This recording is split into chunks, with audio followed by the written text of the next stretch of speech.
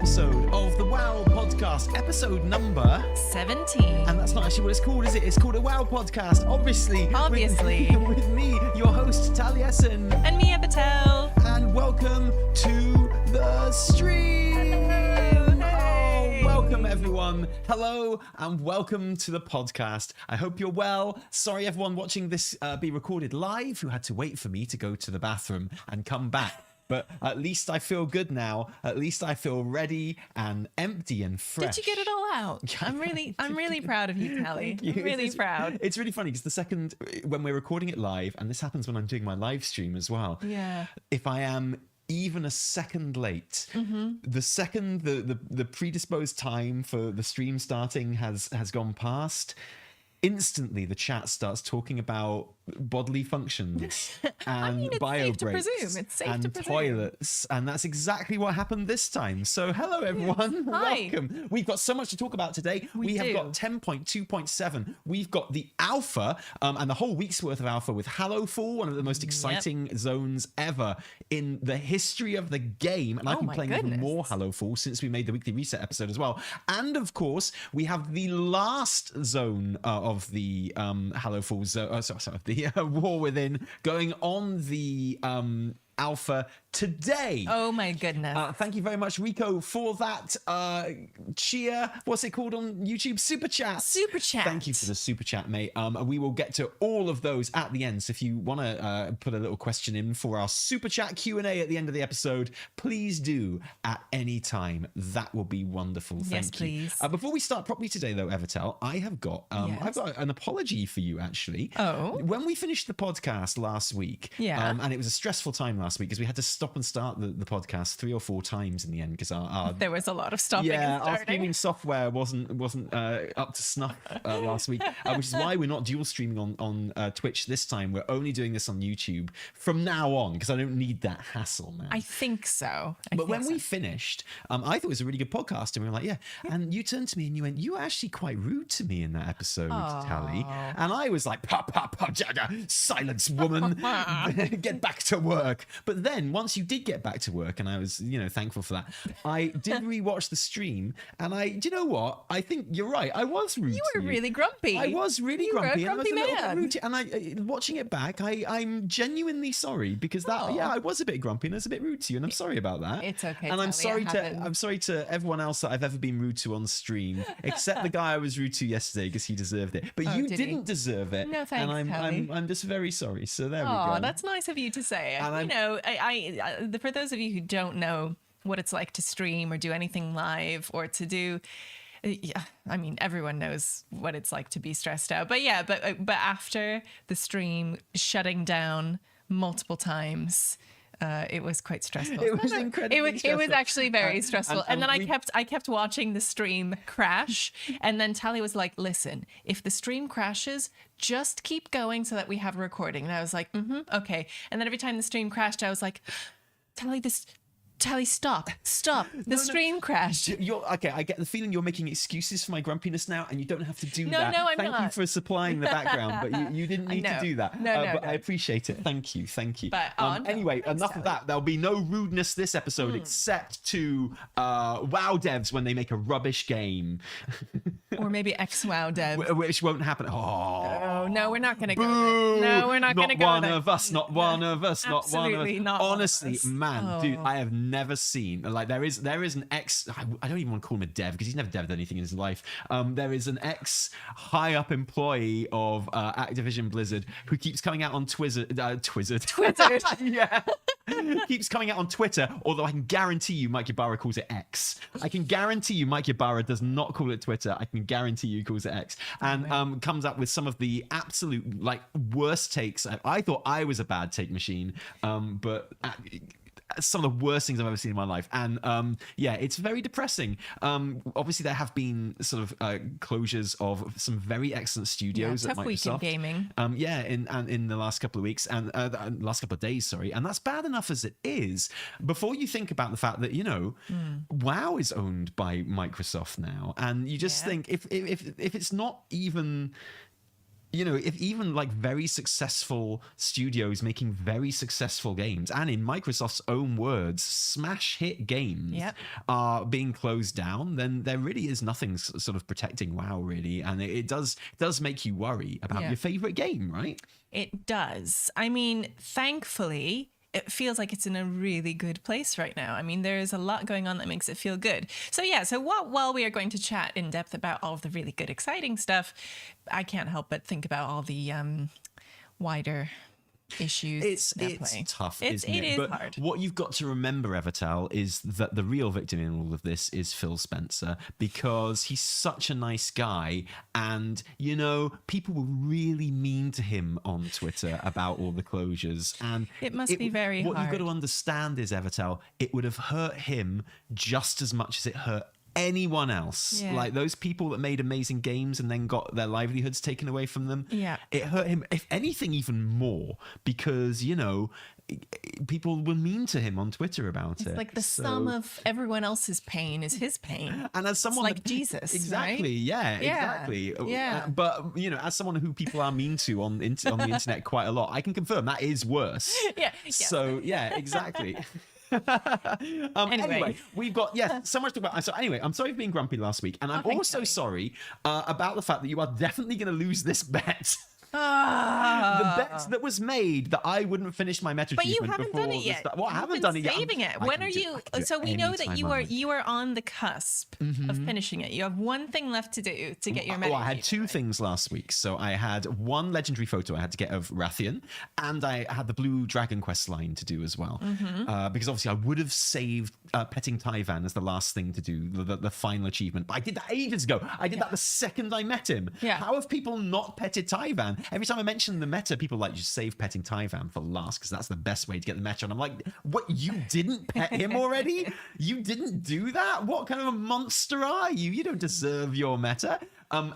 So I got my legendary photo of Rathian this week. The correct world quest popped up. So now it's in my own hands. I can basically complete the meta anytime I want. I'm not waiting for any specific thing to pop. All I'm waiting for is a couple of hours, probably about 3 hours on stream to be able to finish it. I feel like I want to do it on stream. You have to do it on stream because the quest line is so good, and also you need to get a resounding cheer for exactly. Exactly. I want the mountains of praise and adoration that the internet will undoubtedly give me when I complete my meta achievement. That too. But I've got to say, I've really enjoyed it. And it's felt like a little bit of a victory lap around the Dragon Isles. That's what it's felt like, is kind of, you know, going and doing all the events and the dailies and the zones I hadn't seen. I needn't have bothered, of course, because that's what the whole of 10.27 has been like so far, a bit of a victory lap in terms of Dragonflight stuff, and none more so than the quests that went live with 10.2.7 Dark Heart this week. Have you had a chance to play Dark Heart this week, Evie? I have. I've done kind of the main quest. We got a finger on the pulse. Exactly. We're the best WoW talkers. We talk all the WoW. We know exactly what we're talking about. Ain't no WoW stone unturned when we're talking about Evie. We're gonna get in there. We're gonna get in between the cracks in the nooks and crannies. I have to say, as someone who didn't like really do loads last season, I did, and then it kind of petered off. And I was a bit worried about kind of coming back in and gearing up again and just getting back into the swing of things. But it has felt really good. I did some Awakened raids. I did some quests. I haven't done... Did you LFR or did you jump in with kind of like people? I LFR'd. Okay. just to get a little, you know, like a gentle landing. And to be fair, people had their shit together in LFR. They at this point, thankfully, people kind of knew what was up, and I thought it was a quite like cool, chill way of getting some of my like bullion, getting some good gear. So that feels really good. And yeah, so I've managed to do the Illyria quest line, which we'll talk about. I haven't managed to do the Heritage armor quest lines yet. Well, that's okay. I've done one of them. I haven't done the troll one. Yeah.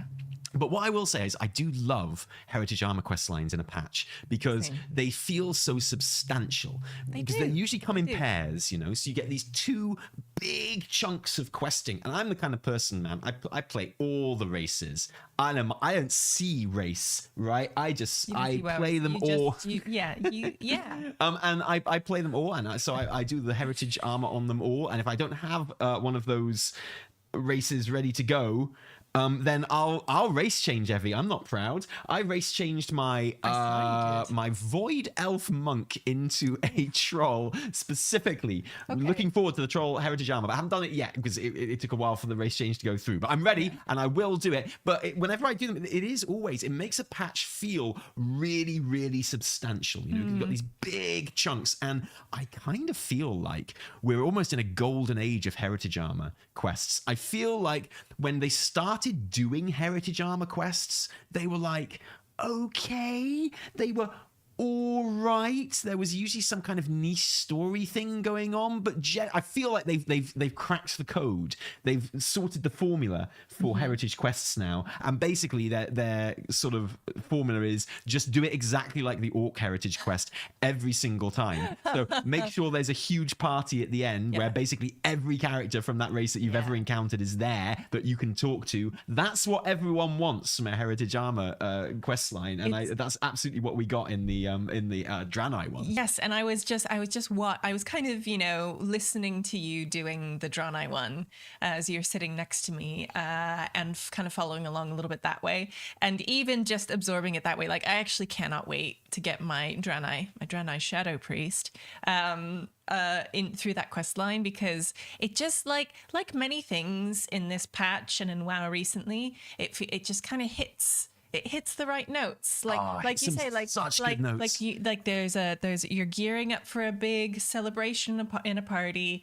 You need to get someone's help. They're reluctant. We don't know why. Turns out they're reluctant because they're sad someone died, and we get them on board, and you get all these lovely digging up of character and story throughout. You get to revisit, you know, all your favorite Dranei bits and places. You get to see Velen. Even just absorbing it that way, I felt so much, not even nostalgia, just felt really comforting. And it felt like, you know, we've keep talking about this return to WoW, and Dragonflight was this idea of coming home. And I don't know if it felt like that in some way. Dragonflight for me felt like kind of reestablishing that WoW could be okay. And now it feels like it's actually getting back to what WoW is. You know what I mean? I actually totally agree with that. And I got that through Illyria's quest line as well. It felt, I don't know. Why does it feel that way, Tally? Well, do you know what? I've actually seen a lot of people say very similar things online. Yeah. And I agree. There's this feeling that this patch is the most Warcrafty feeling patch that we've had in years. You know, it just feels like wow. There's really so much going on, and I completely agree. The Aleric quest lines, which we'll go into, the Heritage quest lines that we'll go into a little bit more as well. Yeah. And even though we haven't done the troll one, it's getting really good reports, which is great. And I think honestly, I think the Heritage quest line being good is more important than the actual Heritage armor being good. And what happened in the Dranei one was, I'm not a big fan of the Dranei Heritage armor. I think it's whatever. But then because it actually genuine plays a part in the quests, in the actual Heritage armor quest line, that armor actually means something to me now, right? It's really, really lovely, and I actually kind of value that armor set much more than I would have done otherwise, because it has some kind of deeper meaning and purpose now because of those quests, which is really good. And that would be my advice: try and involve, get a bit where they have to put on the Heritage quest armor at some point in the. I mean, we've done all of the mainline races now, so it's a bit late for this advice. But this would be my advice, I guess, for when you do Pandaria, when you do the pandas, do it. There has to be a bit where they put on the Heritage armor, and they do it as part of the quest. Nice. But yeah, people are saying it is a really Warcrafty feeling patch, and I completely agree. And what I will say is that I've been getting those feels on the alpha as well, the war within alpha. And it's interesting, isn't it, that what you mentioned about the idea that Dragonflight was WoW coming home, and it was, and that was such a huge part of the advertising and the promotional push and things like that. I remember, do you remember they got us to do that new players returning video on the official WoW channel? Right. For that. Yes. Which I worked really hard on. I gave it way more work than I'd ever give one of our own videos. Good. and you know, pretty proud of it. You know, it was really nice to be involved and to have a video on the official WoW channel. But, you know, that was on all the notes they gave us. It was like, that's what we want to just get this impression of, this feeling of people coming home. Coming back. And that was because, you know, we'd spent an expansion in the Shadowlands, literally in the afterlife and things like that. So we were literally physically coming home to Azeroth. There was that. There was the idea that, you know, it was going back to its roots in terms of gameplay and stuff like that. And when I think of Dragonflight as WoW coming home, that's really how I think of it. It came home in the sense that the game became good again. Yeah. Yeah, like, it's like it became a WoW that I really enjoyed playing again. And, you know, Shadowlands had its moments. Shadowlands had some wonderful moments, particularly at the very beginning. I still maintain the first 2 weeks of Shadowlands were great brilliant. Stuff I had a great time. But, you know, one thing after that, we're not going to go into that now. No. But, yeah, I do think that whereas Dragonflight had so much going for it, and I think it's the best gameplay philosophy that WoW have ever had, and it's evolving even further and better in War Within, it looks, which is great, fills me with confidence and optimism.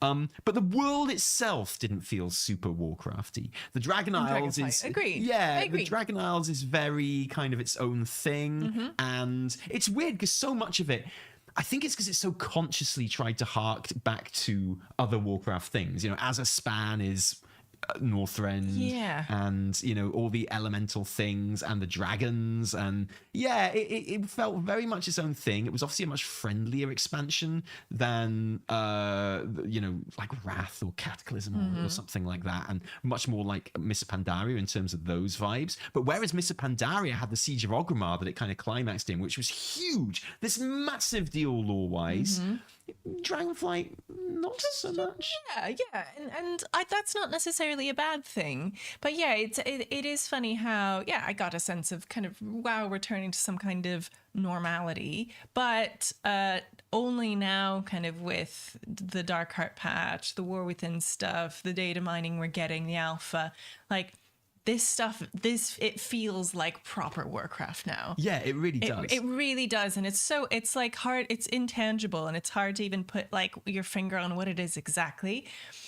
But it's the sum of, right, like the stories are, there's an element of threat, and it doesn't feel like a goofy threat. Like there's something about just returning to how WoW was when it felt good. And having a baddie there right from the very beginning. Yes. And the intrigue of the plot and sort of, and the fact that you know it's going to go over 3 expansions now. Yeah. I said in the weekly reset, and I think I kind of stumbled upon this, and I think it's good. I think obviously we're going to look back on Dragonflight, and we'll do a proper assessment of Dragonflight maybe next week or in the coming weeks. Oh yeah. Now that it's basically over, right? Yeah.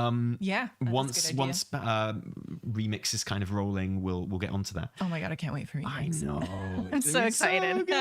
But I was like, I think Dragonflight will go down as the expansion that WoW got its shit back together and, you know, laid this incredible foundation for what is hopefully going to be a banging sort of trilogy to come. And in that sense, I really hope that I feel like the best case scenario is that we think of Dragonflight as being like The Hobbit to the World Soul Saga's Lord of the Rings. You know, you've got this big trilogy. Ooh, yes. Okay, and this is then a nice you've way got like of this thinking of it, smaller adventure at the beginning. Slightly cozier. A lot cozier. Yeah. Like, and you know, lots of the elements that pop up in that turn up later on, but much more dangerous. Yes. And much more meaningful. Oh, that's a nice way. Yeah. Yeah. Nice Did you like that? I liked that actually. That fits for me. That's very nice. So yeah, I hope that we think of Dragonflight as being like The Hobbit to the World Soul Saga's Lord of the Rings. Partly because that means we'll be thinking of the World Soul Saga as like the Lord of the Rings, and that'd be pretty cool. Well, that's the dream. I think that's Blizzard's dream too. Yeah. But I mean, the foundation is there. I mean, when you think about the fact that so much of Dragonflight, in hindsight, now we know about the War Within. Now we're kind of getting little sort of glimpses of what the story of the War Within is going to be like. So much of Dragonflight sets up characters and action that will be happening in the War Within. Yes. So yeah. Even if the stakes and the story didn't feel like super dangerous or engaging at times during Dragonflight, there are important things that were started there, and I'm really interested to see how they play out. But speaking of how they play out, these were the Harbinger quests. Do you like how I say Harbinger correctly now? I'm really proud of you. You can't avoid it at this stage. I feel worked so hard. I was like, it was that thing where it's like, oh shit, they're saying the word Harbinger like all the time now. I'm gonna have to get my shit together. I'm gonna have to knuckle down, and I just had to sit down and I just had to say it like 100 times in a row, just so it had that muscle memory. You know what I think could probably help do it for you was hearing Khadgar say it. Yeah, you know? Exactly. I'll do anything Khadgar says. Harbinger, and you were like, oh right, that's how you say it. Khadgar taught me. I will do anything Khadgar tells me to do, including save yourself. No, I suspect. No, I don't know. That's just that's a speculation. I have no idea what's going to happen in the War Within in terms of certain characters. Clue. Genuinely, I have no clue. No idea. Yeah. You can, of course, people are saying in the chat, you can make a trial character to do the Heritage Armor quest lines, but I don't like doing that. And also, of course, any kind of level 50 character, you can race change into any race or do a trial and get the Heritage Armor quests, because it's only allied races that you need to level them up from 10 exactly to get the Heritage Armor, and there's no Heritage Armor quests for them. They just get it. Nice. Oh, or do they? Yeah, the original ones do, but yeah, the allied races have like allied race unlock quests. They don't have Heritage Armor quests. They're slightly different. Anyway, sorry. Let's go on to the Harbinger quests, because these were the thing that I was the most excited about. And as it turns out, there were loads of good quests in this patch. Loads more than I was expecting. And from all different kind of areas and styles, which I thought was really good. But I think the main... I don't know how you used to pronounce Harbinger. Harbinger?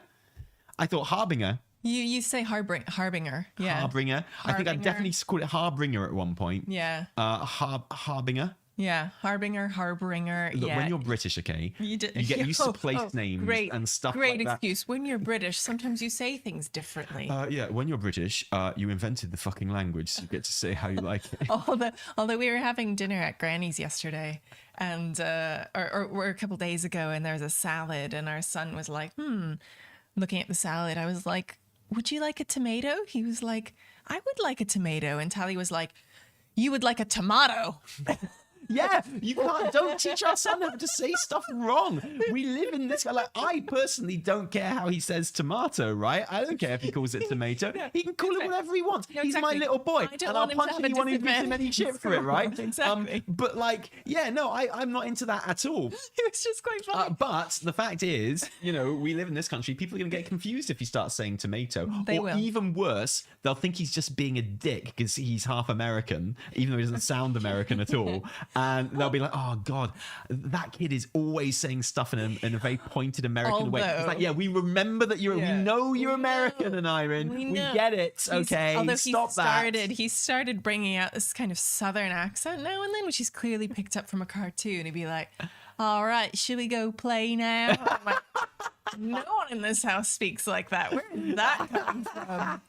Anyway, tangent. Sorry. Yeah, anyway, so the Harbinger quests were the main event for me personally this week. This is what I was looking forward to the most, because it is a lead-in into the next expansion, starting the story early before we even get to a pre-patch, which I think is amazing. And of course features my favorite character in the whole of World of Warcraft. And this is one of the reasons I think people are excited about War Within, honestly. No! It's Khadgar. Xal'atath! We didn't get to see Xal'atath's new model, which was upsetting. But okay, so listen, I genuinely think, I know I go on about this, and the thing, it's difficult to have a serious conversation about this, because Shadow Priest players have been memeing about Xal'atath for so long, ever since Legion, and if you are a Shadow Priest player, Xal'atath has had more build-up than any baddie in Warcraft like since Arthas, honestly, you know, but potentially you could argue even more, to be honest, because Arthas only got one expansion, one game before Wrath, and so Shadow Priests, priest players in general, do meme about Xal'atath and how much they simper and how much they love her and how she is their waifu, etc., etc. Knife wife. But the thing is, they're entitled to, but also she is a legitimately very, very cool character. She's like a sexy void elf. That definitely helps. She's got a very sassy style and voice. But also the fact that she is ushering in,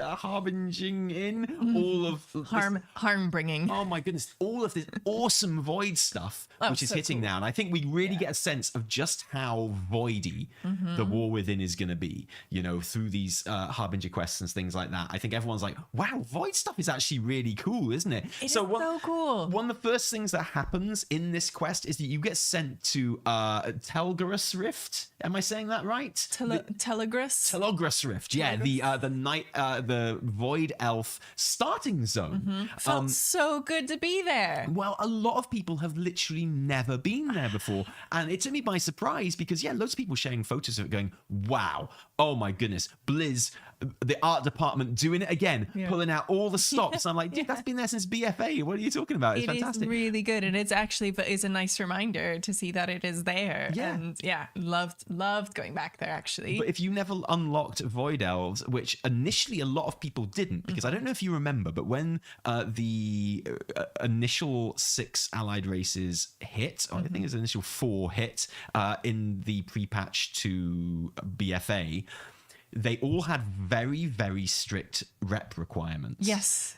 And the Void Elf rep requirement was the most annoying one. It was like just Antorus requirement, like rep. And, you know, people didn't want to go out and do it. And so I think, you know... Yeah, exactly. So when Void Elves were first a thing, you know, they were probably the least unlocked allied race out. I think, you know, it wasn't like no one did it, but, you know, out of all of them, they probably got unlocked the least. So yeah, there's a whole batch of people that have never seen this stuff, and have never been to Telgarus Rift, or if they have, it was so long ago that they've kind of forgotten it and stuff. And yeah, I've got a feeling we're going to be seeing a lot of the kind of voidy effects that we see there that we haven't seen so much of since. No, we haven't. I think they're going to be laid on pretty thick in the War Within. In fact, I can guarantee you they are, because I've been playing the alpha and they are we haven't even got to the voidy zone in the alpha yet. That's hitting later on today after we finish this podcast. Exactly. But I can tell you there's void everywhere in the War Within. At least one dungeon per zone so far has been just void baddies everywhere. You know, the main story is all about the void. There's this, you know, Alleria is kind of, there's this through line of Alleria is kind of hunting Xal'atath, and that's how we kind of, you know, every zone that we go to, she kind of pops up and she's like, yeah, I'm here hunting Xal'atath, let's do some adventures. Let's go. And yeah, it's gonna be Void City, Voidorama, Voidathon, Voidtastic, Void for all. Yay! I cannot. Voidalicious. And I think it's nice actually, because, you know, because we've been, a lot of people are so fixated on kind of old god stuff and like old god aesthetic, and like, you know, we got like Xal'atath, but like just the void is a nice kind of separate thing. Like this is the void stuff. This is like, you know, in Dragon Prince, the sexy man with a cape of stars, you know, and voidy evilness. Lots of star capes going on, actually. Love a good star cape. Like as void manifests in sort of the game world, it's just like a big kind of pool of black nothingness, but with stars in it, which is like really awesome. It's a really nice look. That's the look they're going for. I'm absolutely super happy with that. I think there are more scary ways to do the void where it literally is just black and you don't like it's really you could find it kind of disorientating because it's just nothing. But I can see why they've gone for the aesthetic they have instead of that, and I'm in favor of it. I love it. So the quests start and you are sent to Dalaran, unsurprisingly, because we'd already seen the in-game cutscene. We had a big discussion about this in the last podcast. So, yes, let's call it exactly what it is. It is an advanced in-game cutscene. Yes. AIGC. Yes, exactly. And actually, the reason we know it's called this is because we're getting text scrolls happening on the alpha. Star Wars text. Yeah, well, that's pretty much how they describe. They're not showing any of these on the alpha at the moment, and you just get a text scroll describing the in-game cutscene. And sometimes they're called in-game cutscenes. Sometimes they're called advanced in-game cutscenes. And so, an advanced in-game cutscene, it uses an in-game cutscene will use in-game models. And sometimes they'll have like unique animations and stuff that have been attached to them for this particular scene or whatever. And, the camera will be swooping around, but it's brilliant because it means your character can be in them as well, which is something that WoW had been crying out for. Yes. I remember in Shadowlands when there was that big exodus to Final Fantasy 14, and we were playing a lot of Final Fantasy 14 as well, and it was brilliant because it made a lot of people reconsider what they actually wanted from WoW, which kind of ironically in a weird way I think was incredibly freeing for the WoW devs.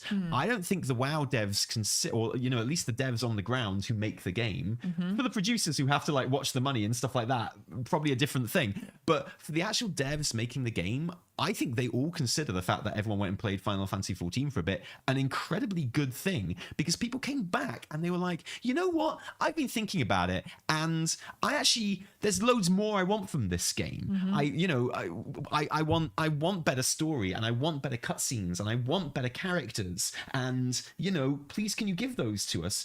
And I feel like the dev team were like, yeah, thought you'd never ask. And it allowed them to go to producers and stuff and go, look, this people want this. They are reevaluating what this game is and what they want from this game. People want loads of shit to collect. They want everything to be account wide. And it's hard to imagine now, because this was a complete U-turn in what WoW players said they wanted for years and years and years. You go back and you watch YouTube videos of high profile kind of WoW creators, and they were all saying the exact opposite of this for years and years and years. They were like, no, like, don't cater to casuals. No. That's what kills the game. Never. No, like, yeah, exactly. It's like, it's got to be power rewards all the time. They don't know what they want. Exactly. And so it's actually been really, really awesome that there was that reevaluation, and I remember saying at the time, I was like, if I was Eden Hazakostas, what I would do is, I don't care how much it costs, I don't care what else I have to cut, I would like quadruple the size of the in-game cutscene team,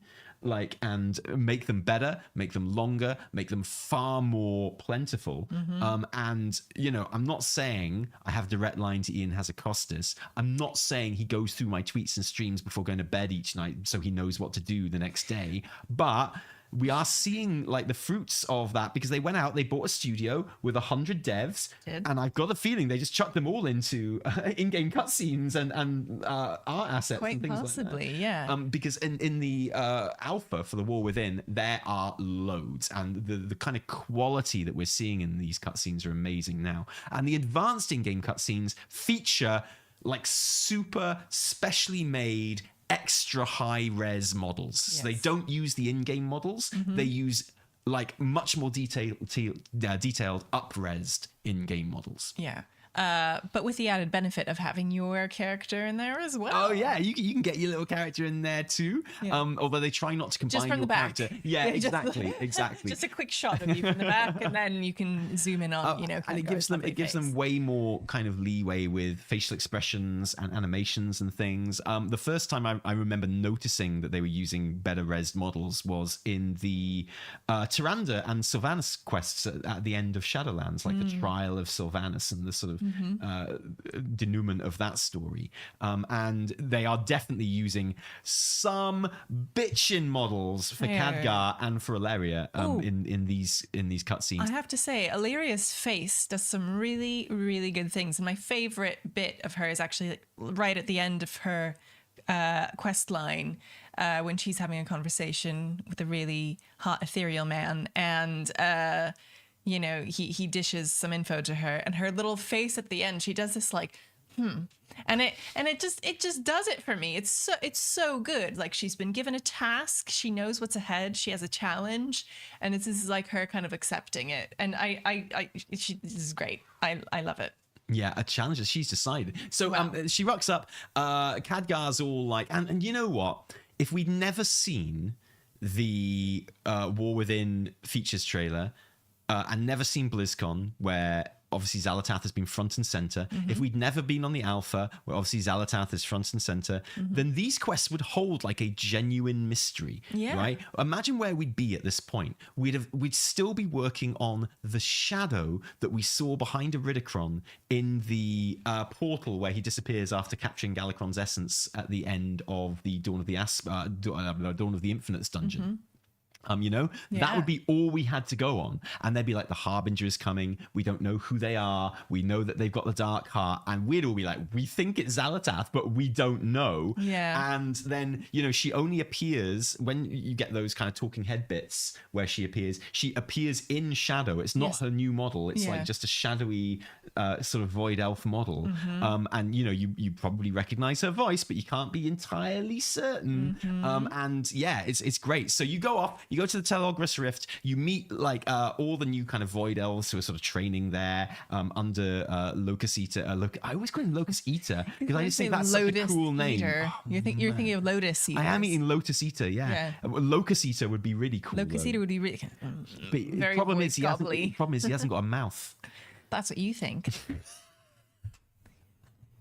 Are you just describing your deepest, darkest dreams to us right now? No, I'm just a fact. He's just wearing bandages. Well, at least I know what my costume will be if I ever lose one of these bets on the stream.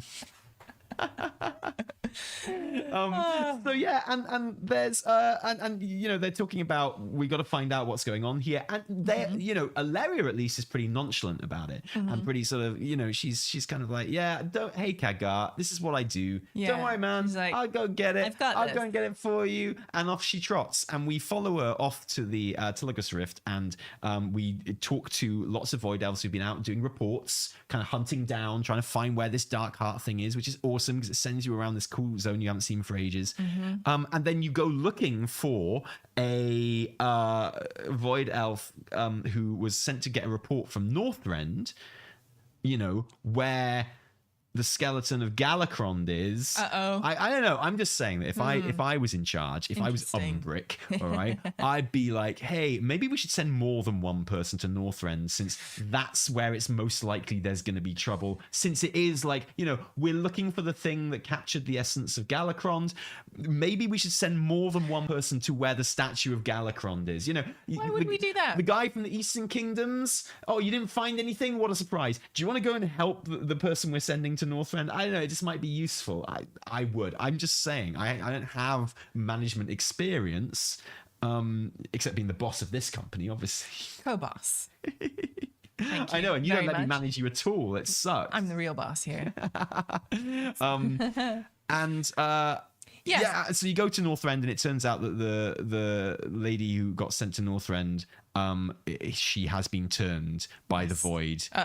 Which is always a risk for Void Elves. It's true. Yeah. And she's on Xal'atath's side now, but we still don't know it's Xal'atath. That's the thing. And there are Ethereals everywhere, and we fight, and then we get this brilliant bit where we get sent to Argus, and we're going around looking at Aleria's memories of like difficult times. I love memory quests, Evie. Me too. We were saying this on stream. I really like memory quests, and I know they're done a lot, but they're just a really useful tool for like reminding you of things that have happened, reminding you of what's meaningful to the character, literally watching it play out in front of you, which is pretty cool. Seeing and we know that a lot of this is going to be about Alleria's fears and about what really frightens her and what could be used against her. And of course, she has memories of, battles and fights, but also, of her son, right? Seeing him through the eyes of her statue in Stormwind, like using the light to try and commune with him, and just seeing this little sad boy missing his mummy. That's very effective for me. Yeah.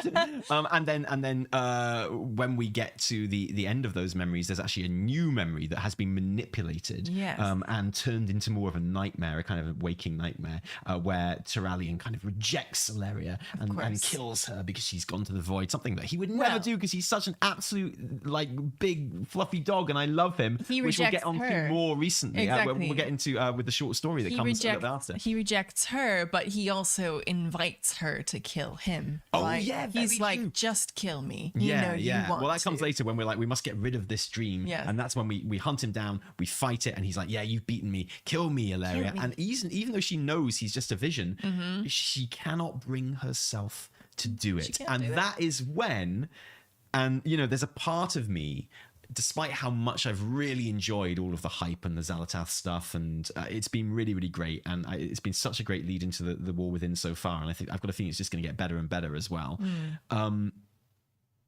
There's a part of me that wishes I didn't have all that Xal'atath confirmation, because that moment when Locus Walker is like, silence, be gone from this place, Xal'atath. Yeah. I just think that would have been such a magical moment, and it would have been so cool. And when I think about like how exciting that quest line would have been, because you're like, is that Xal'atath's voice? I'm pretty sure that's Xal'atath's voice. No, he does say Xal'atath though. No, it doesn't. He says at the end, but He all does, the way yeah. through that quest Oh, line, they sure, don't call her sure. by name, and they're like, we He don't says it at the know who very it end. is. Yeah. And then when the Void attack Telogris Rift, when we're chasing the memory of Tyrallion, like the nightmare of Tyrallion. I don't know if you noticed when in your playthrough, but there are loads of Void kind of beings with generic Void being names. Yeah. But 4 of them are past bearers of the Blade of the Black Empire. Oh, 'cause I saw that you some read of them about were in the named. history of the Blade of the Black Empire in Legion, which I did very recently, obviously, which many people have done, because we've all been kind of reading up on the Blade of the Black Empire and Xal'atath and kind of doing that Legion stuff again. And yeah, there were all the people that were mentioned as being past wielders of the Blade of the Black Empire, and they are there holding the Blade of the Black Empire, like Selene and the troll leader and the dwarf leader, and you kill them all, and it's great, and it's so good. And it's one of those things where they might not mean anything to you, but they certainly mean a lot to a lot of players, Because I just saw they were Keith named, players. and I was like, I feel weird killing a named character. And you'd be thinking, wait, this has got to be Xal'atath. These are past bearers of the Blade of the Black Empire. And then when he says it, and he times the lines so beautifully, he leaves just the perfect pause there. He's like, be gone from this place, Xal'atath. Yeah. So good.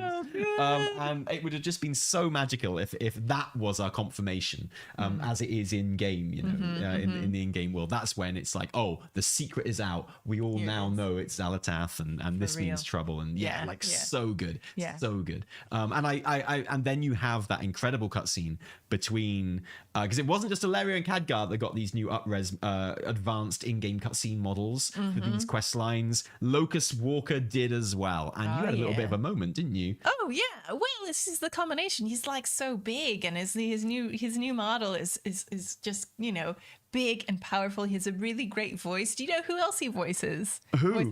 Xavius. No, what? Yeah.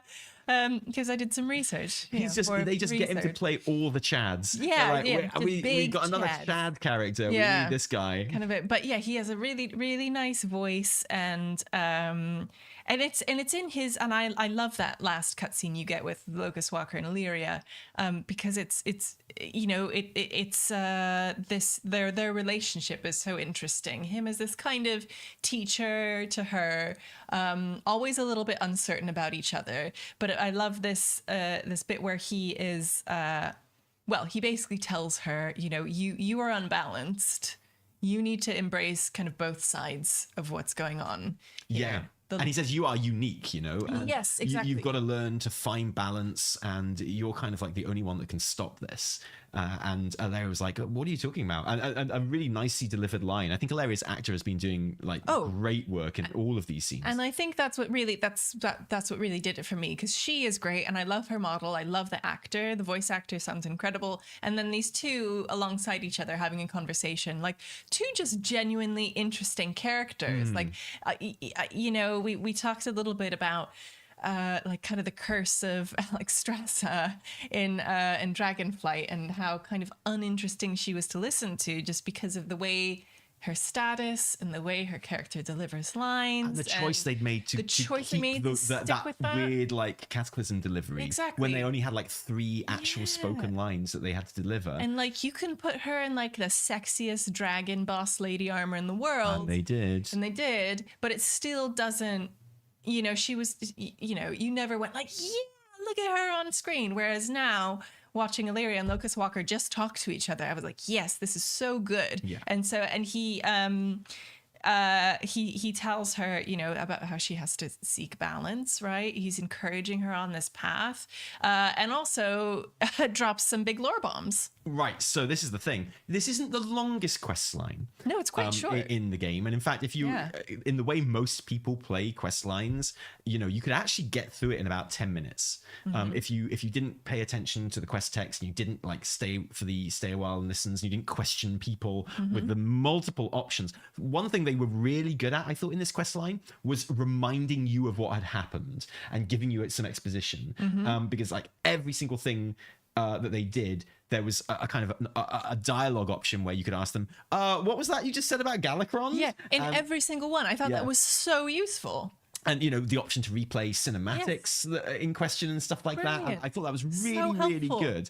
But if you didn't bother with any of that, and then, yeah, you could blast through this really quick. And I have seen people on social media kind of complaining that, you know, is that it? Like, that's supposed to be these big quests that lead us into the next expansion.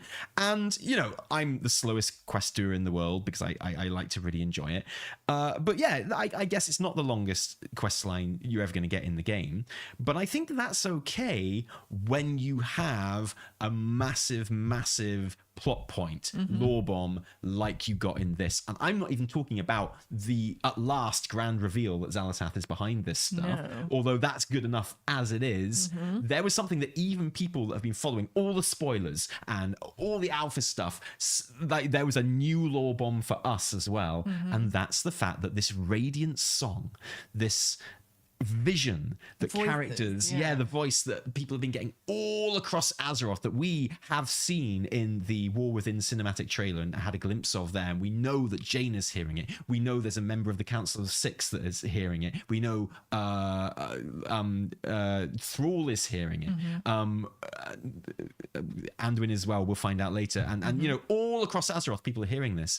And Locus Walker says, this Radiant song is the same thing that my people heard before our world was consumed by the Void God. So the story of the Ethereals is that they're, you know, I'm going to leave out a lot of information here because I'd like to do a proper deep dive into this at some point. But at its most basic, the Ethereals, they were just people that lived on a planet, and, you know, after a series of unfortunate events, their world was consumed by a void god.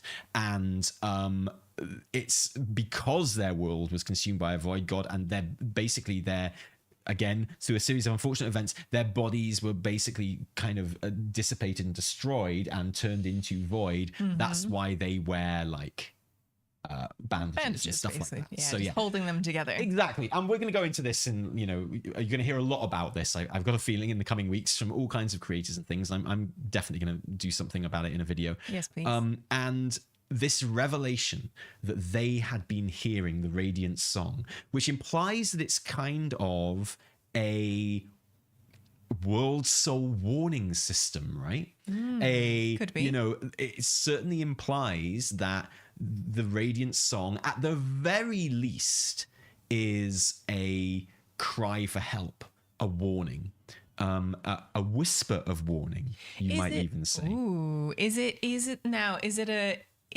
a warning system, or is it literally a void alert, like we are going to destroy you system? Oh, well, yeah, I guess like, it could be that too, right? Which one is it, right? Yeah, is it literally, so you think it could be the void that is making the Radiant song? Right, like is it triggered by a threat, which is any threat, or is it like literally specifically the void or whatever, big bad. Well, I like to think that we know that it was a void god that consumed their world and turned them into ethereals. We know it's the void attacking now. We do. So, like the a little bit of both. It could be something that, specifically when the void attack, the radiant song starts. Yes.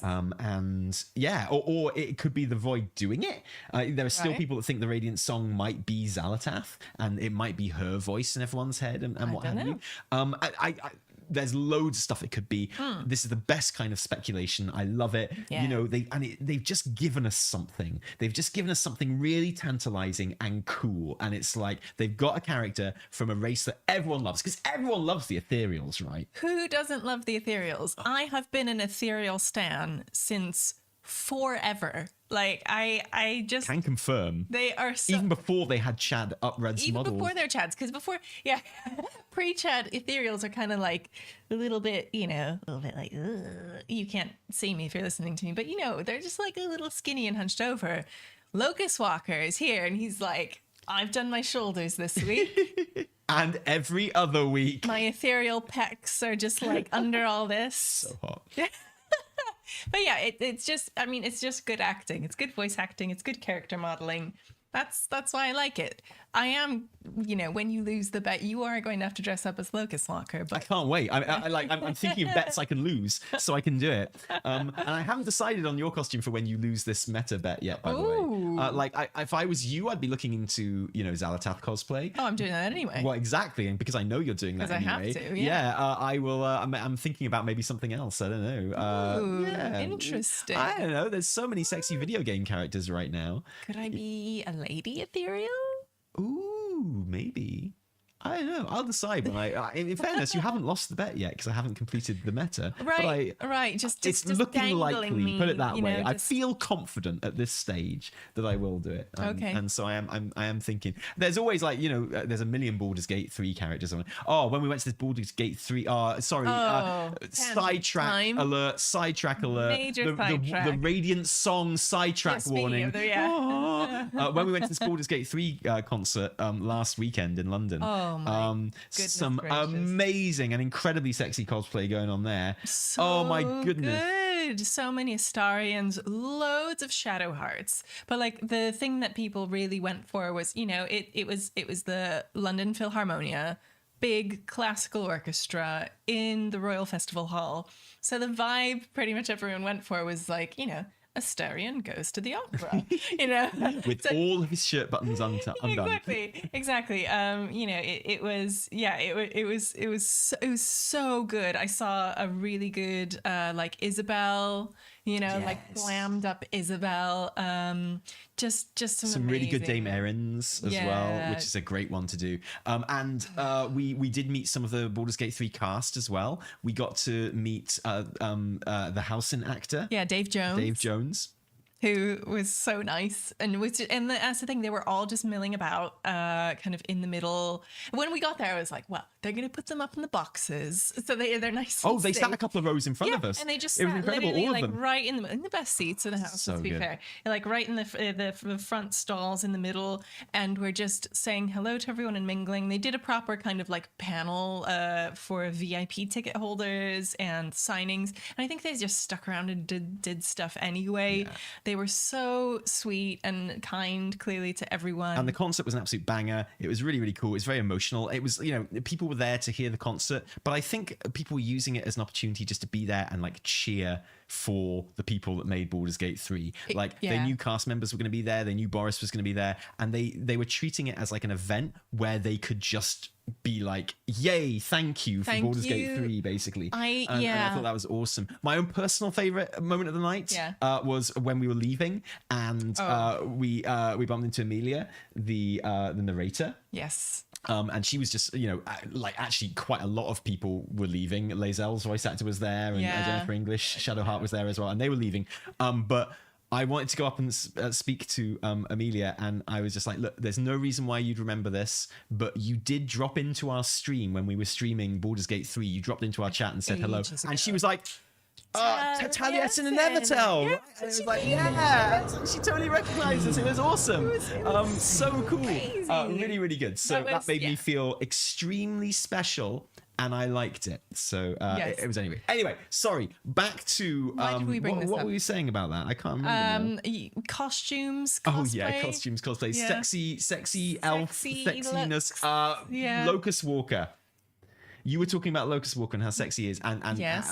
the importance of him in this story, because Yes. it does kind of reframe him slightly. Locus Walker has always been sold as bad news, as someone that's going to lead Alleria off of the path and into the darkness. Lead her astray. And I kind of feel like they're positioning him in a much more friendly, dare I even say loyal position here. Well, here's the thing. He's always been presented as like maybe a bit sus. Obviously, you don't see his face. You don't know much about him. He will not tell you his real name. Yeah. You don't know what his name is. And he's a bit like, if you ask him. But he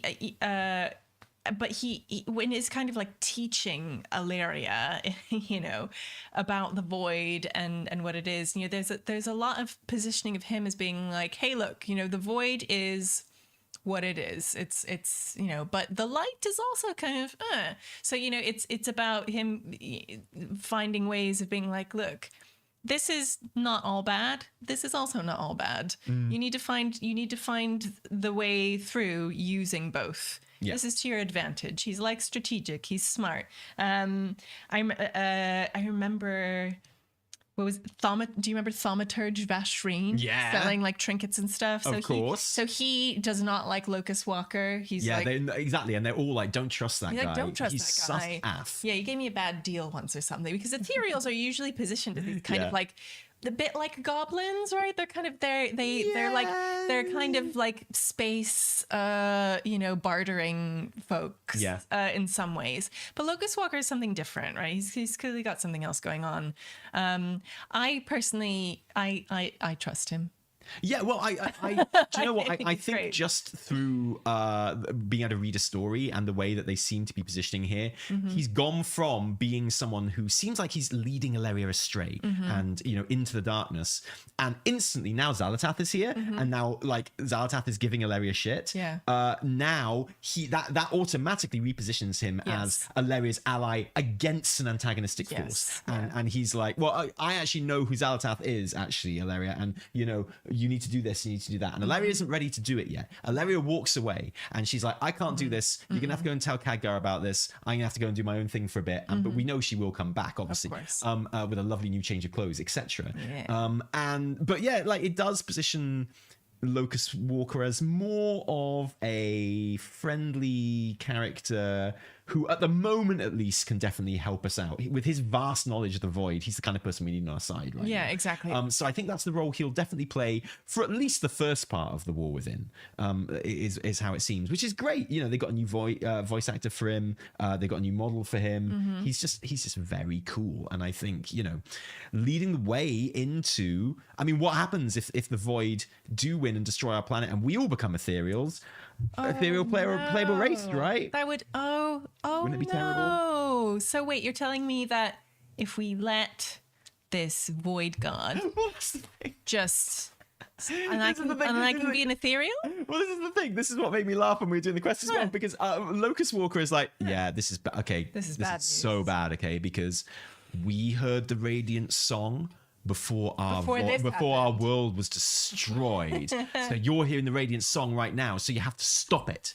And it's like, so when you heard the Radiant song, your world was destroyed, and that's when you turned into Ethereal. Yeah, and he's like, it made me this way. Yeah. It created, I wouldn't be like this now if we had managed to stop it. And it's like, really? It's like, so you have to stop it. It's like, I'm kind of busy, actually. I hope we can stop it, but I'm just saying it's been very challenging. And if we do lose and we do turn into Ethereals just like you, I hope we don't. But if we do, though, I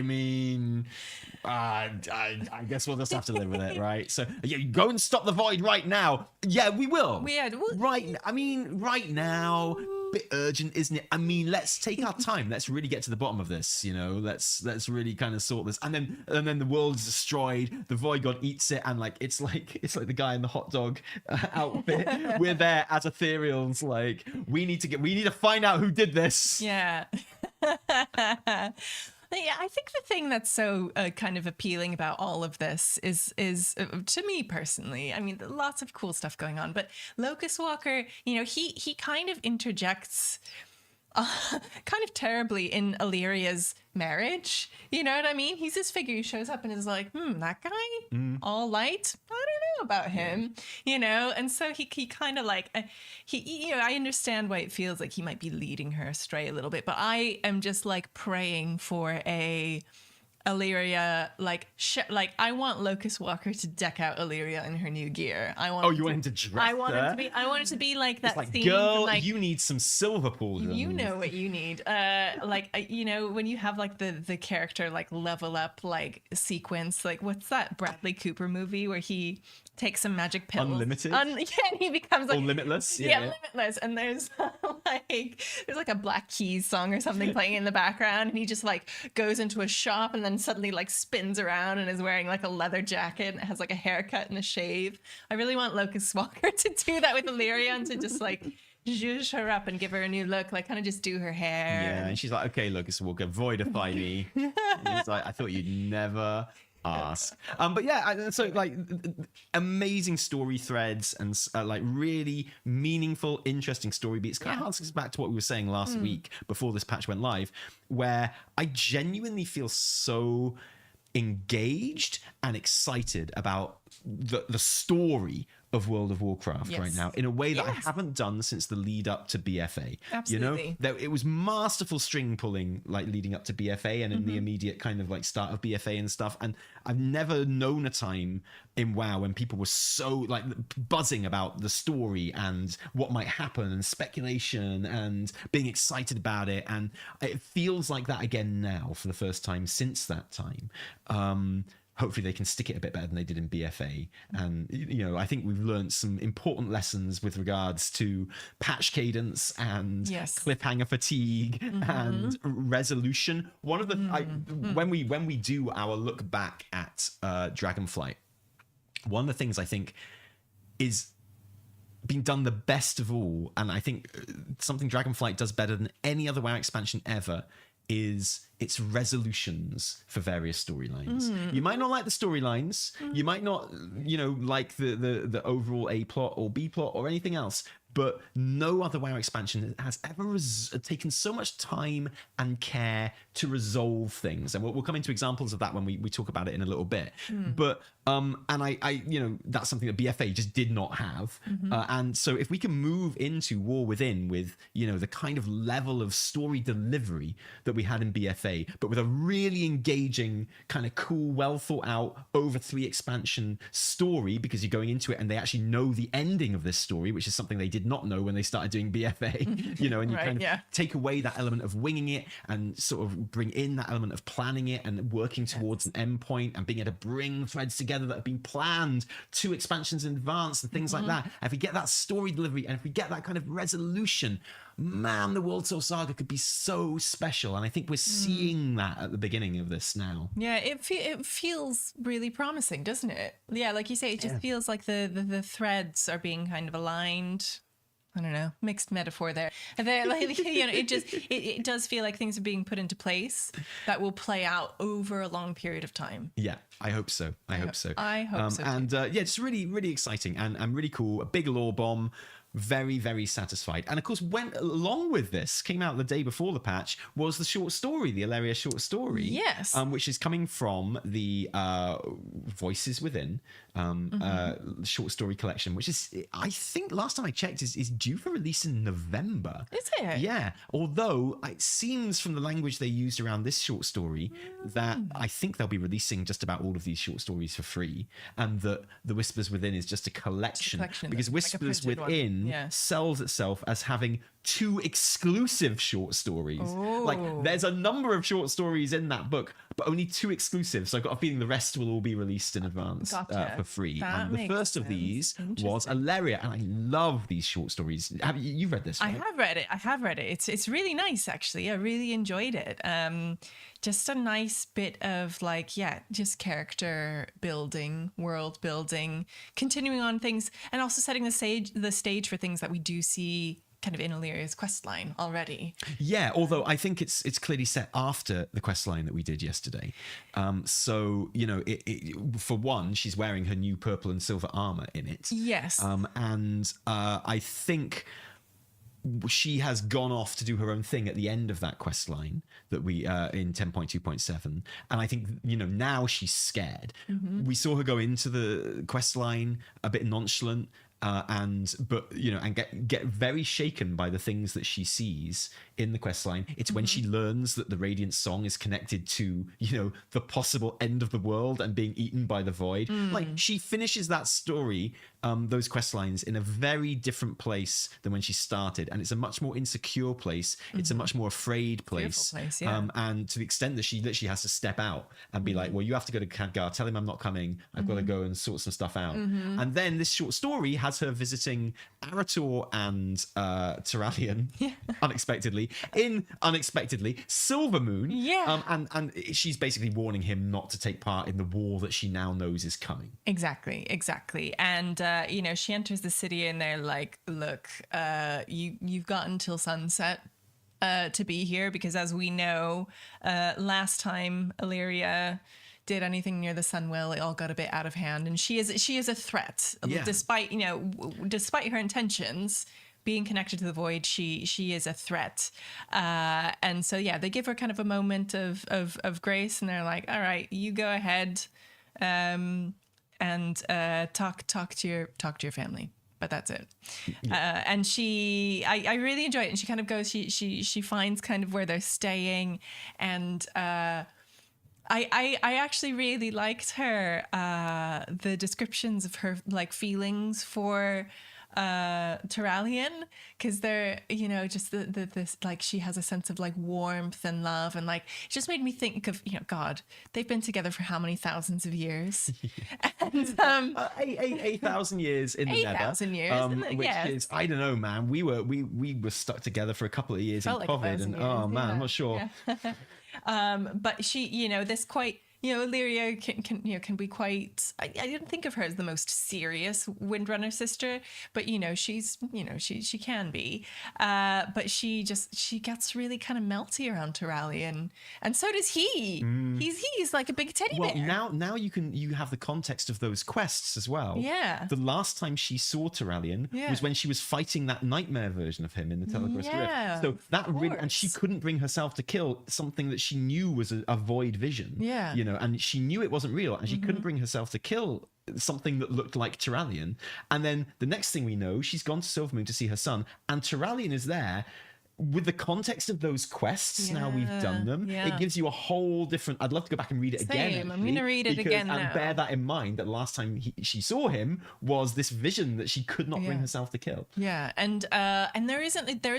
I like the story because there isn't just a huge amount of like lore dumping or anything. They're not there to like tell you, you know, none of the things that we've learned in these quests. There's some pretty big lore dumping in it. There is, but it's not like rehashing a lot of stuff. Sure. You know, there's some nice hints at what's happening. Like they're in Silvermoon. Silvermoon is being like meticulously rebuilt now. Yeah, there's a huge emphasis on that. And they, in the story, they use it as like a foil and a kind of a metaphor for Alleria trying to rebuild a relationship, and Terralion trying to rebuild a relationship with their son. Yeah. And you know, so that's kind of happening in the background. But obviously, you know, it's knowing that we're going to Kel'Thalas in midnight. Yeah. It's impossible not to read like gameplay stuff into that as well. Of course, right?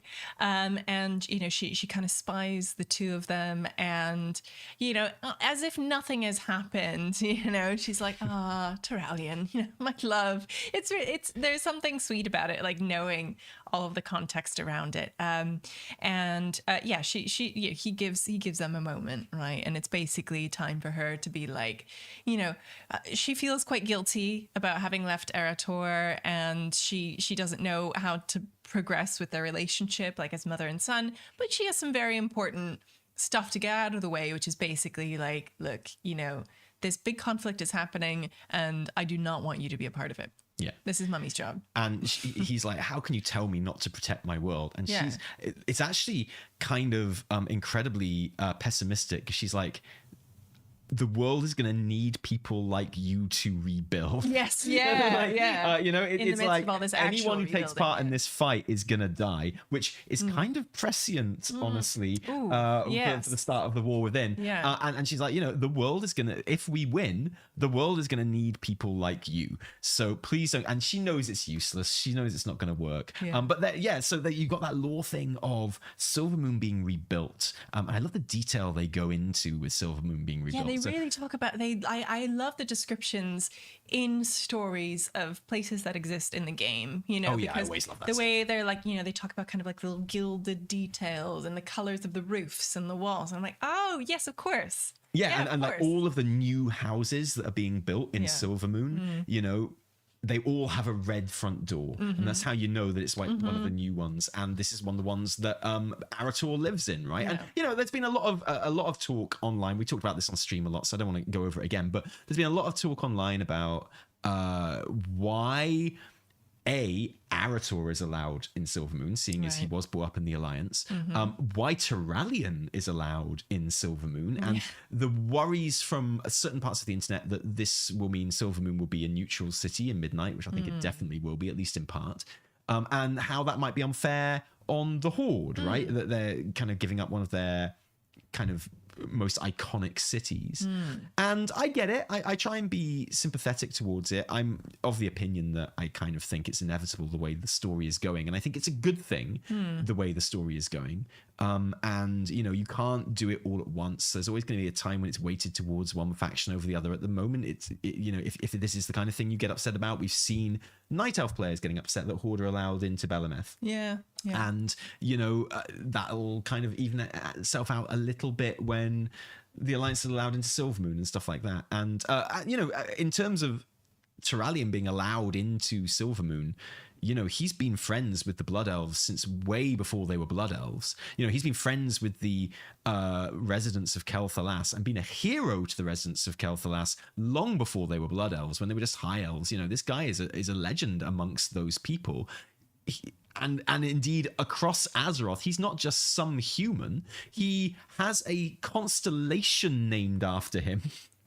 Like literally, which is a constellation that everyone knows the name of and uses. Like he's a legend since he's been leader of the Alliance, the regent lord of the Alliance. There has not been a war. He's actually the most peaceful Alliance leader that the Horde have ever known since the Horde's formation. And also there's the fact that if you go to Silvermoon, when was the last time you were in Silvermoon? There's no one there. How do they even know? Silvermoon, the most easiest city to sneak into. It's like the Exodar, right? You just go there. No one's going to know. They'll never find. It's like, oh, Dad, you're the leader of the Alliance. You shouldn't be here. And he's like, mate, they'll never find out.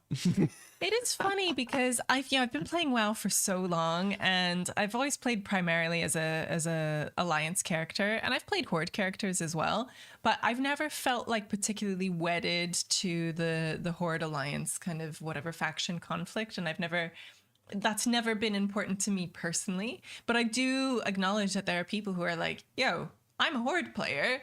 I want to see more Horde players like in the foreground, like and leading the story. And so I can understand when people get frustrated because it's like, oh, Illyria, Khadgar, great. Okay, fun. I get to follow these Alliance characters around. So like, while that's not that for me, that doesn't, bother me. But I totally do like understand and sympathize with people who are like, oh, so when does cool Horde stuff get to happen? Yeah, and I genuinely as well, like playing the Alpha of War Within. I play both factions equally, and I have done since BFA. That's when I started, having every single class in the game, right? And what have you at the end of Legion going into BFA. So My main is a human and always has been. So in terms of like raiding and guild stuff, I main Alliance, but in every other character I play, which is lots, I've got like 20 level 70s, there is a pretty even split between Horde and Alliance. Forsaken are my favorite race in the game. I think they're wonderful and brilliant, and like so interesting. So yeah, I've got a lot of love for Horde, and there is noticeably in the opening 3 zones of War Within, I will say there is a lack of Horde representation, for want of a better word. Interesting. Like, I know that the Earthen are a neutral race, but all their architecture is like dwarf architecture, which is Alliance Dwarves architecture, right? Alliance, It looks like that. And in the Ringing Depths there are goblins there, and I think we're probably going to see quite a lot of goblins in this expansion. But then in Hallowfall, which is the most stunning zone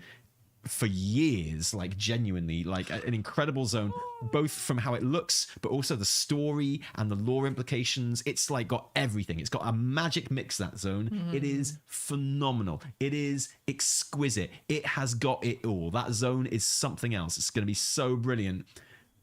The Horde are nowhere to be seen. No. You've got the Arathi, who are humans and elves, and you've got Anduin is a huge character in that. And likewise in the Ringing Depths, Magni is a huge character in the Ringing Depths, who again is a neutral character, but he's not though, is he? He's Alliance, right? And likewise, Anduin technically doesn't belong to the Alliance anymore, but he is though, isn't he? And the Arathi might end up being a Horde allied race. If it was up to me, if I was in charge of WoW, the Arathi would absolutely be a Horde allied race. Hey, why it not? makes perfect sense. The Arathi Empire have an oath of friendship and allegiance with the High Elves of Kel'Thalas, who are the Blood Elves now, right? There you go. If the Adventurers of Azeroth just turned up in Hallowfall one day and they were like, and the Arathi were like, oh wait, which one of you do we like the most? Oh shit, it's the elves. Yeah, you guys. guys. And the High Elf and the Blood Elves would be like, oh shit, wait, you're from the Arathi Empire? There's a Lothar here? We are literally we are bound to you. So like, it actually makes more sense for them to, like, people assume they're going to be Alliance because they look human, right? But it makes much more sense for them to be in Horde, in my personal opinion. So yeah, I don't know, maybe that'll happen. But at the same time, at the moment, it looks kind of Alliance-y because they're all human. The architecture is human. Yeah, exactly. So I haven't seen Thrall like once in the alpha so far. Exactly. So presumably he's got more important stuff to do, which is coming up. But yeah, there is a definite lack of Horde representation at the moment, I think. Yeah. Yeah, and obviously Khadgar's an important character. Ilaria, we're following around all the time. It's just it's. But yeah, so we were talking about the short story, and so it kind of makes sense to have Turalian in Silvermoon. Yeah, absolutely. Like it's fun. It makes sense. It makes perfect sense. Like the story says that he's there because he was talking to Liadrin about the Sunwell and about the light and stuff like that. And Turalian knows his way around the light, so he's probably a valuable voice to have there. He's got loads of friends in Silvermoon anyway. He is a visiting dignitary. There's no way they don't know that he's there and that they're not kind of keeping an eye on him and stuff like that. But they are trying to rebuild Silvermoon, and they're trying to rebuild not just the city but their population, which is why they're welcoming people like Arator back into the fold and like saying, here is a house, live here, we are literally repopulating this city and trying to make it what it once was, sort of thing. And the Horde and Alliance have been at peace for 5 technically since the end of BFA, so 7 in-game years at this point. It's not so which bad. is a while, right? And so I get it, but it does kind of make sense that of anyone in the Alliance, Turalian would be kind of allowed and valued there. Arator, I think I find it unfathomable that we won't see a lot more of him going forward. I think he's a very important character.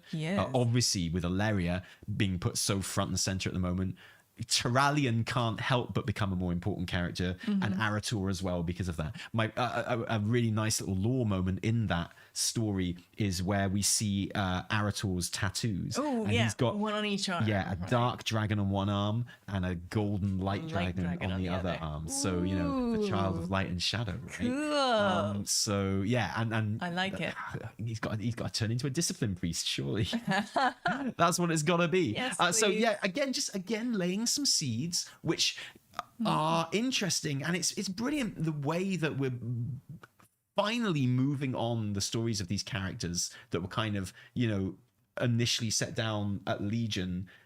And this is the time when we're kind of, we're giving them a trilogy, basically, where we can now explore these stories. And I think it's brilliant. It just makes me so excited for the War Within, I have to say. I'm like I'm obviously not stupid enough to think and assume that it's going to go well and be really good, but it's making me very optimistic that it will be good. Me too. And that conversation that we had with Maria Hamilton, where she just seemed so confident about the structure of it, and even in the discussion we had privately afterwards with her and stuff, it was just so nice. Yeah, like just a sense of like the continuity of the worlds being maintained and the stories that weave through it, and like shorter stories, overarching stories.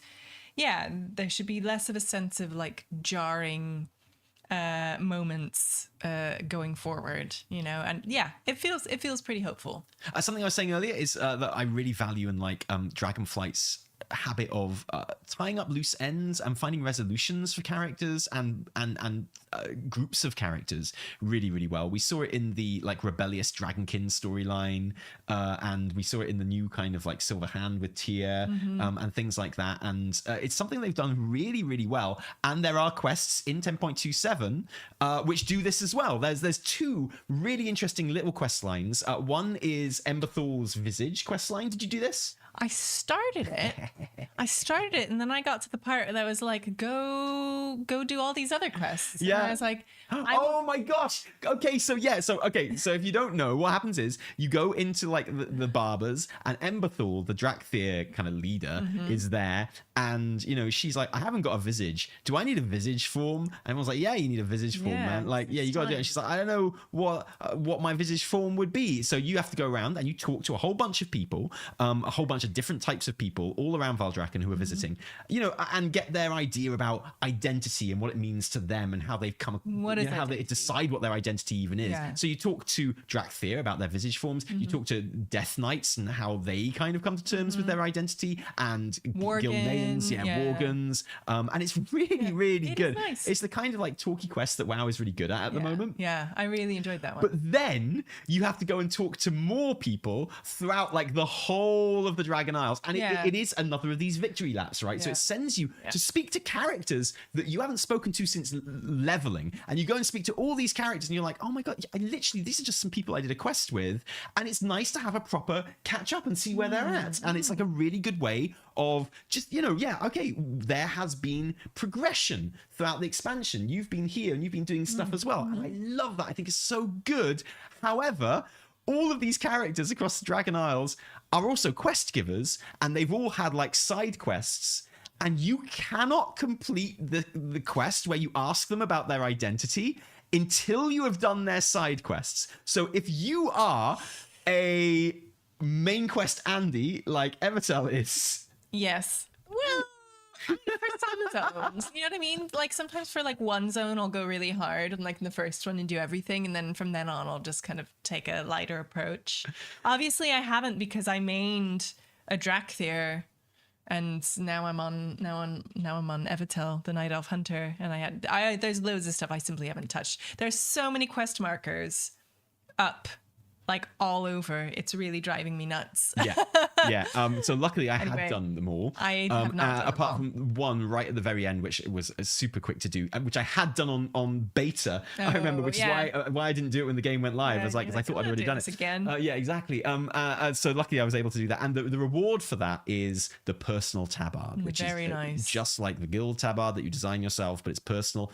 So far, I think from what I've seen, it looks like I have to do it on each character that wants to use it, which I really hope not, because obviously I haven't done any of the side quests on any other characters, so I'd have to do those again. But there was no option to, some quests you start, it's like I've heard all this before, and you can just skip to the end and get the rewards and stuff, but like I haven't got the tabard or the NPC that sells the tabard in the barbershop on any other characters as yet, so I can't design a personal tabard as yet on any other character. So if anyone knows how that works and wants to tell me, please help me, because I only have it on my main. What if you need it? What if you design it on your main, and then can you go onto your other characters and then transmog that? I don't have the personal tabard because it's a reward. Oh, right, so you can't use it as transmog even? Oh, okay, interesting. Or maybe I can. I guess I can. But like probably putting on a different tabard and then you're probably right. Transmogging it into the personal absolutely tabard. right. But and maybe if I have transmogged it on, because it is in my transmog tab, I think you're absolutely right. That'll be it. And then maybe the NPC where I can design it will appear or activate or something. Maybe. I don't know. Anyway, I want it to work. I really, really want it to work. Really, really. So that quest line is good. Have you done the other quest line, which is the burial rites quest line in Belemeth? No, I have not. No heads up of at all. If you didn't know it was there, you'd never find it. Exactly, because I probably wouldn't go to Belemeth, because what am I going to do there for now? But apart from scout a new house for the future. No, I have not done that quest yet either. Is it good? It's brilliant. So I think you were watching me doing it. I was. The Sins of the Sister. Yeah, and this is another one of those tying up quests, right? So you go in and there's a night elf there who's like, my family were killed in the burning of Teldrassil, and I want to put my sister to rest, and we don't know where, like, her body was never found, and but she was a druid, and I hear that druids can be buried in druid barrows, and obviously this is the new night elf home for the time being, and I think it'd be very fitting if she was buried here because she'd have loved it.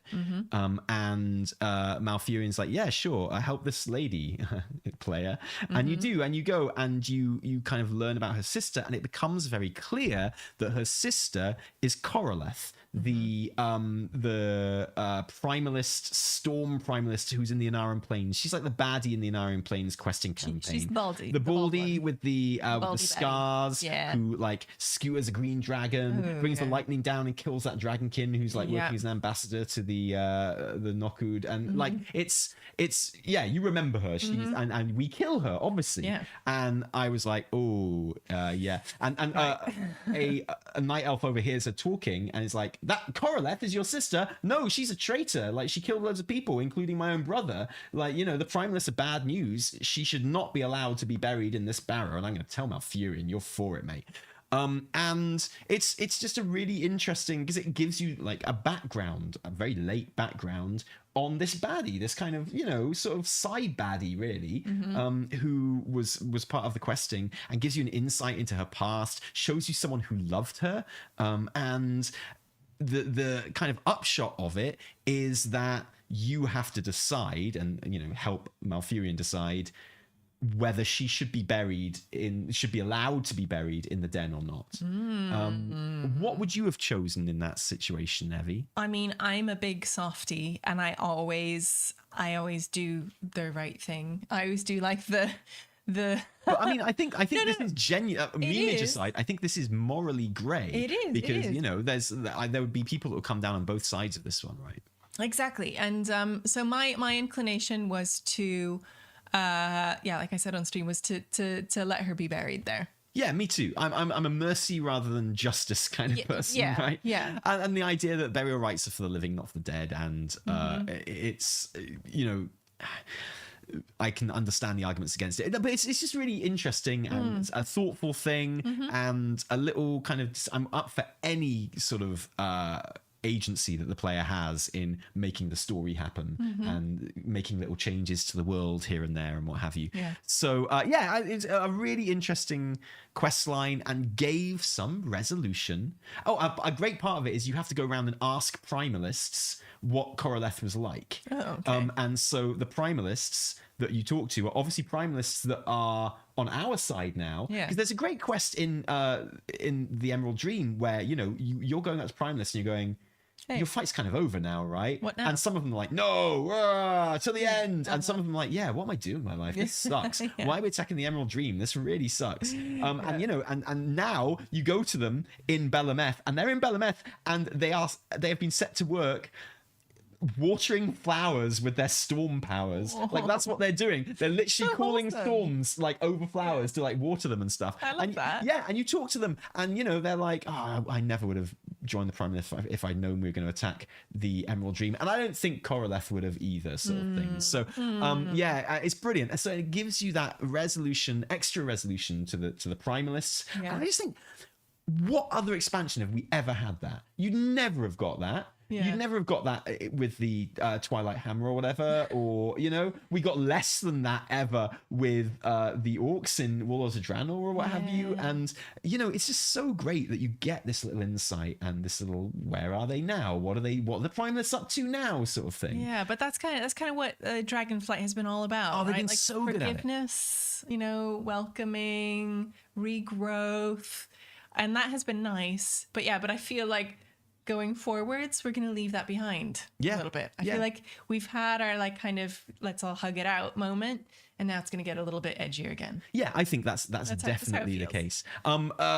Speaking about regrowing and rebuilding and Silvermoon being rebuilt as well, the only heritage quest line I had a chance to do before this stream was the Dranei heritage armor. And now you watched me do this as well, and you've been doing a bit. You haven't played it yourself. I haven't played it myself, but I do love a good Dranei. I'm really looking forward to doing it myself. Yeah. And it's great. Another absolute banger heritage armor quest.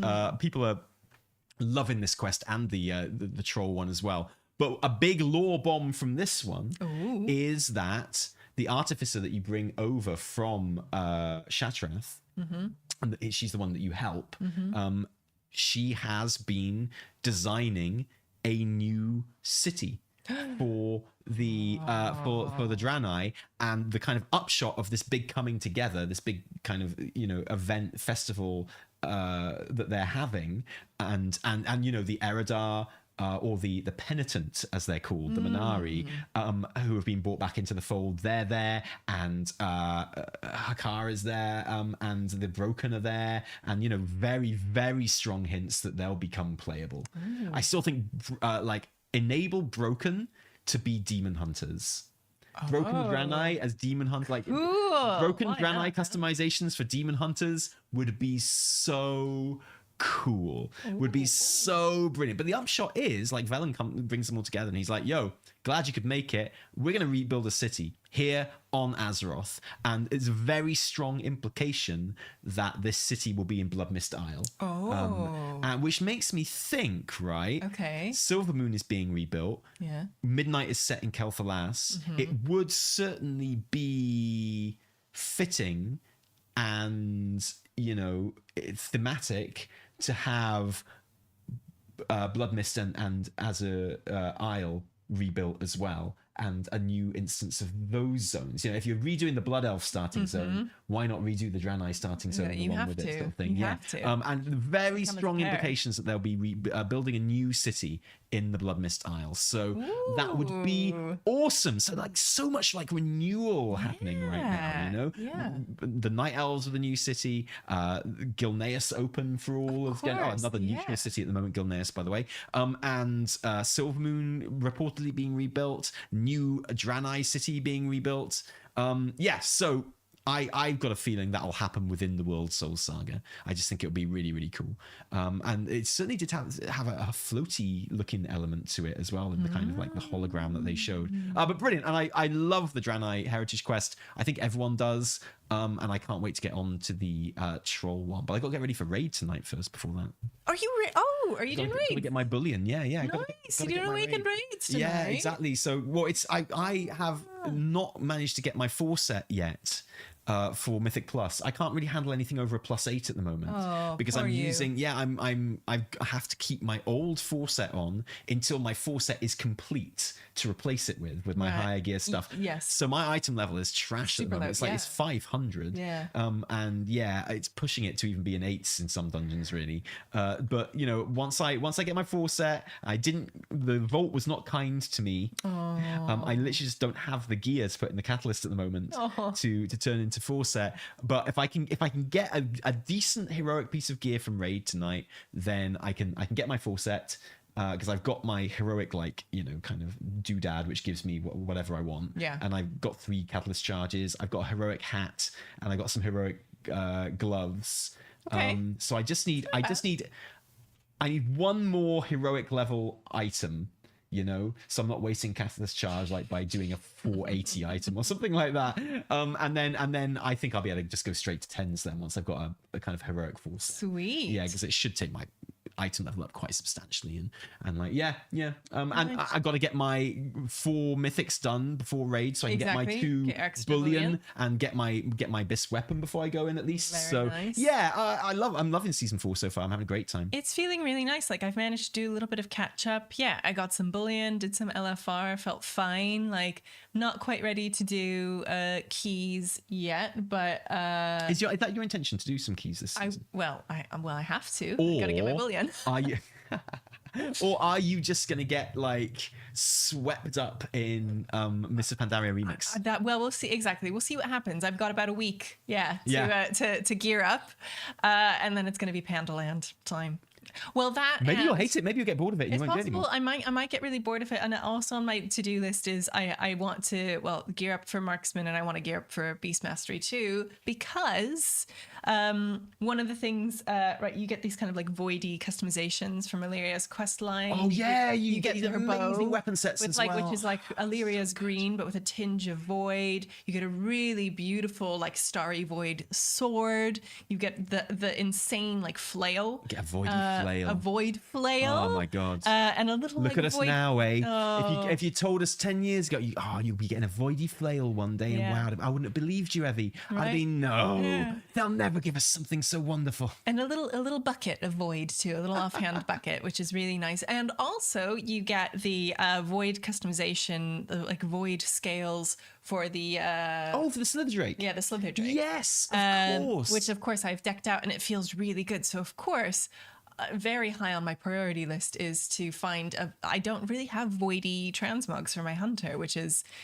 hard. But also go to Beast Mastery, tame some of those little like void lizard pets, and really just get on board with the theme. Hey, do you know what? I'm going to make a prediction.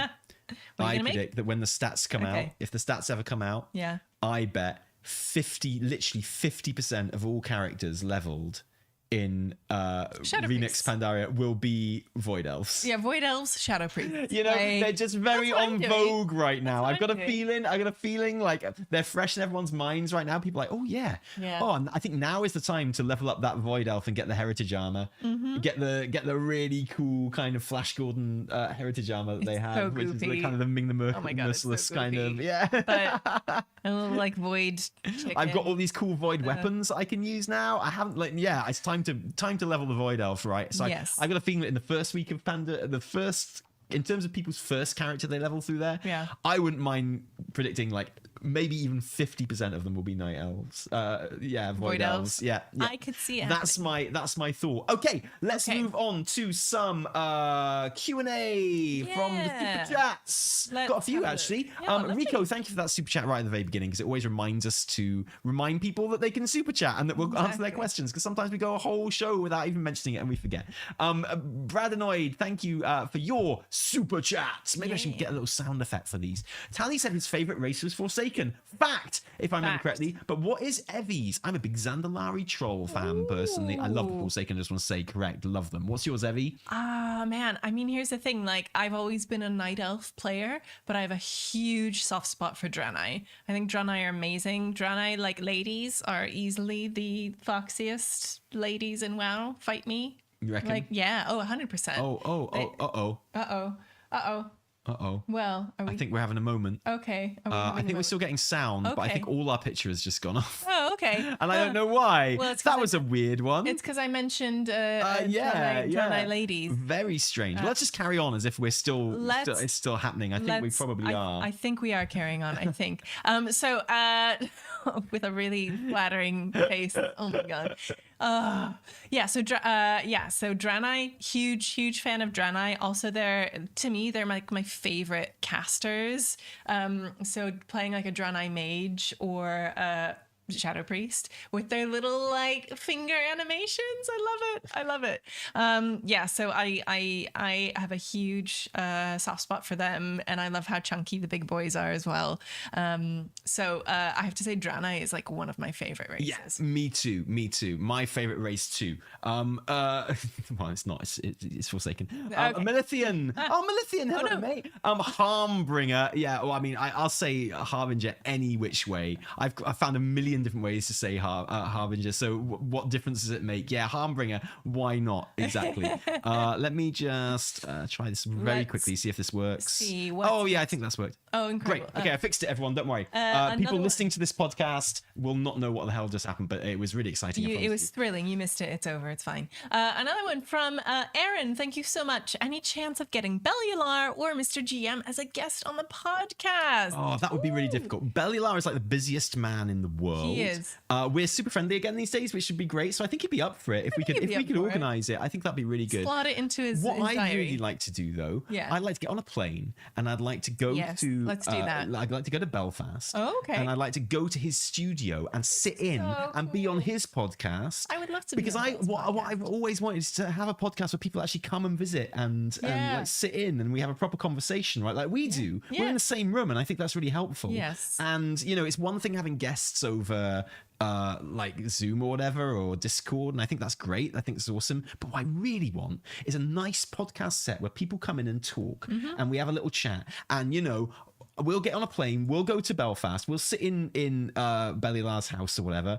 and we'll have the podcast with him and Matt, and it'll be great. I reckon that'll be the thing to do for sure. That. If he, but he's very busy. He's a busy man. Yeah. And Mr. GM, we just don't like very much, so probably won't.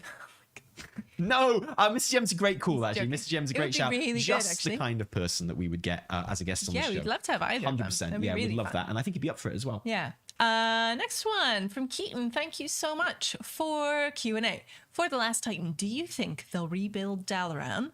Or do you think Ulduar itself will be the hub city or somewhere else? And why would they need to rebuild exactly. Dalaran? I think it's maybe a little bit scuffed. Dalaran's all fine. I was just in it for the Harbinger quest exactly. now. They've got a new council of they've got a new council of the sixth member. They do. There's a new dude. Everything's going well in Dalaran. Why would they need to rebuild? Oh, that guy is sus as F. Archmage Drendon, he's just like sitting there. He's like, oh, that's so good to be back. I went missing way back when we did whatever happened, the big thing, the big war, and I was missing, and I know I was gone. But you know what? I'm here now. Yeah, he's like, I'm so happy to be back on the council. my wherabouts were unknown, and it wasn't clear if I was alive or dead for a very long time. But here I am now. Yeah, clearly. and I look forward to and like one of them's like, yeah, well, a mage of your capabilities always welcome on the council, and he's like, and I look forward to putting those capabilities into use very soon. And he might as well have a long moustache that he's twiddling. Honestly, he does. Like that guy. He's literally wearing pointy shoulders with like little purple magic. Oh no! This is arcane energy.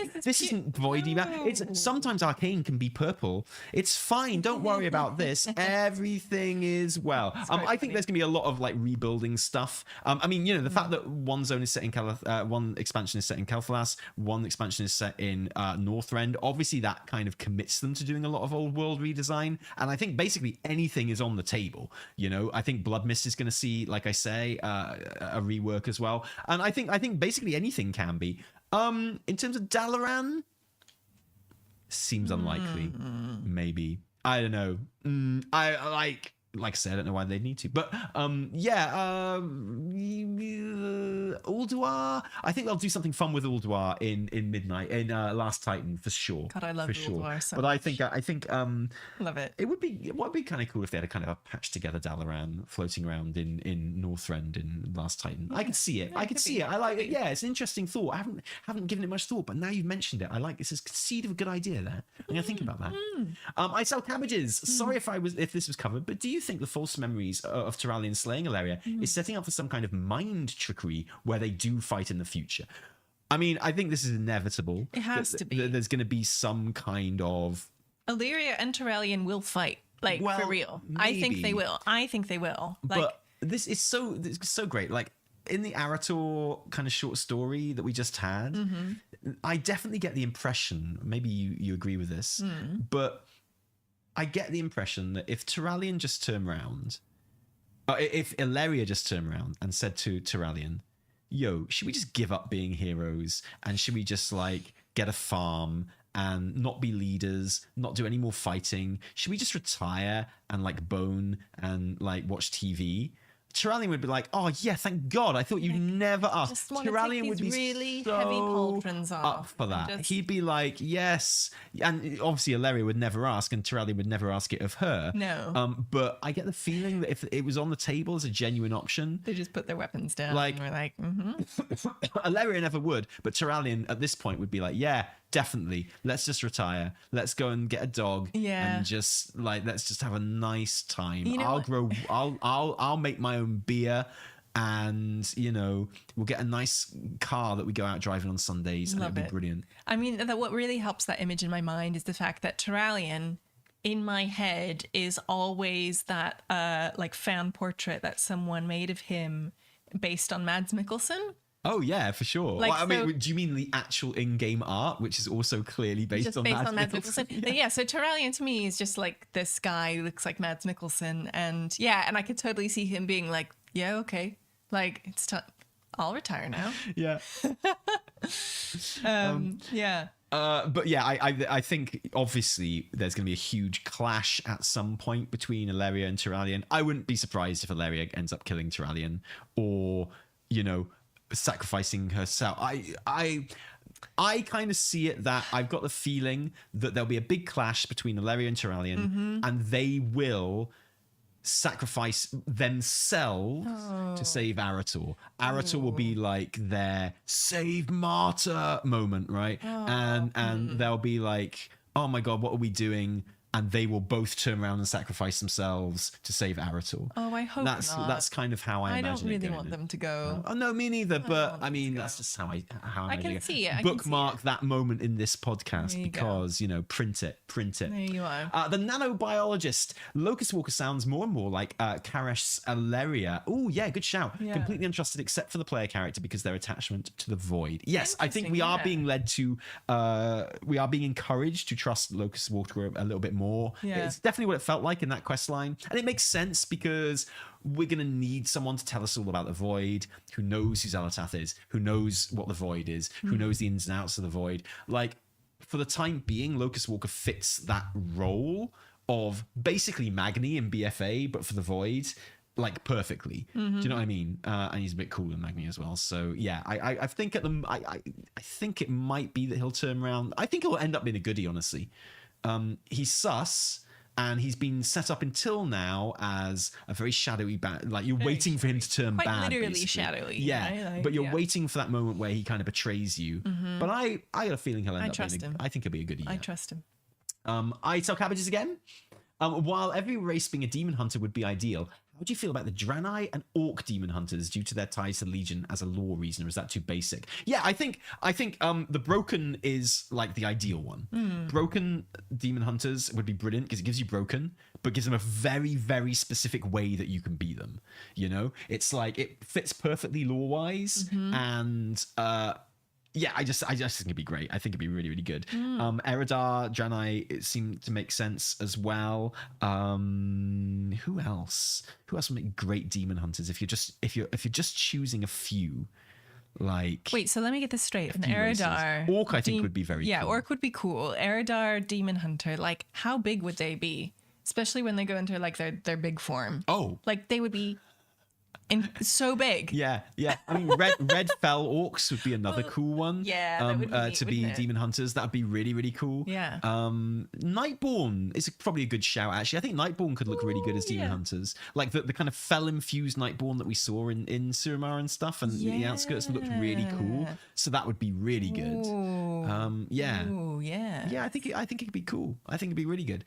Yeah, definitely. Forsaken Demon Hunters, I don't really see so much, honestly. But yeah, why not? Ideally, yeah, I'd like to see everyone get it. It makes sense, right? I love it when everyone but gets yeah, it. we'll see. Rico, in my humble opinion, the Horde Alliance conflict is a stale dish. I was so happy when cross-faction guilds became a thing. It allowed me to finally join Immo, that's our guild, Immortalis, and play with, yeah. I love the new direction of plot thickening. Yeah, I just think from a gameplay point of view, I like the Horde Alliance conflict, and it's served WoW really, really well. Oh yeah. But I like the new stuff that not having such a conflict is giving us, honestly. Yeah, same. Yeah, like I said before, I kind of I'm happy with the story because I'm not seeing it framed in kind of a Horde versus Alliance way. Yeah, I'm also I'm with you, Rico. I love cross faction stuff. Love that I get to kind of dabble in Horde characters, without having to hang out in an ugly capital city. Sorry. But yeah, it does feel like that's the direction that the game is going. I think I can't imagine there being any new city that's put in the game. Basically, I can't see it being faction specific. Exactly. Yeah. As always, except you spoiled it on yesterday's stream, give an update on the downstairs rebuilding shenanigans. The build's down there right now. They're being very well behaved. They haven't called for us once, have they? No. The fun stuff is about to happen, guys. Yeah. We got a manhole underneath the floor that we discovered that we didn't know was there when we pulled up the floor. So we're just like making some alterations to that manhole, putting down some like plywoods. We're putting like a level kind of liquid layer down, which will dry to level it all off. Then we can actually lay some floor. And once the floor's there, then we can put the kitchen in. That'd be good, wouldn't it? Can't wait. Exciting times. And imagine that Terralion and Alleria will be able to kiss in the end. Maybe. Okay. Now I know what you're going to say, and I know what you're going to say. Okay, now here's the thing. So we've been saying this a lot, where we're like, oh, poor Terralion and Alleria, they can't touch, blah blah blah. They must be so horny all the time, blah blah blah. So apparently they can, lore wise, they can touch each other. It's just when she's like really kind of channeling the void, where they've had any kind of issues. Okay, so you know However, may I? Sorry. No. Sorry. However, in the short story, it's a really interesting bit when she goes and she sees Terralion. She goes and sees Eretor. I think she gives Eretor a hug, right? But with Terralion, she stops short, and they don't touch each other. Mm-hmm. They don't touch each other in the short story, and that like made all the alarm bells go off. And I was like, well, wait, like, is this just because they shouldn't, or is it something really between them? Or so I've had people correct me. No, I only because I'm adding to this. I've had people correct me in chat saying that it's only when she's in like proper void form that they can't touch. When which hurts, okay, fine, right? Whatever. Maybe I believe that. That's cool. But remember what I was just saying about them sacrificing themselves for Eretor? What if it comes down to it? And they're having a big fight. Yes. Okay. And it's like boom, and she's in void form, right? Yeah. So they're fighting, and like little explosions are happening everywhere because he's got his wings out, his light wings. She's in void form. Blah, blah, blah, blah, blah. Yeah.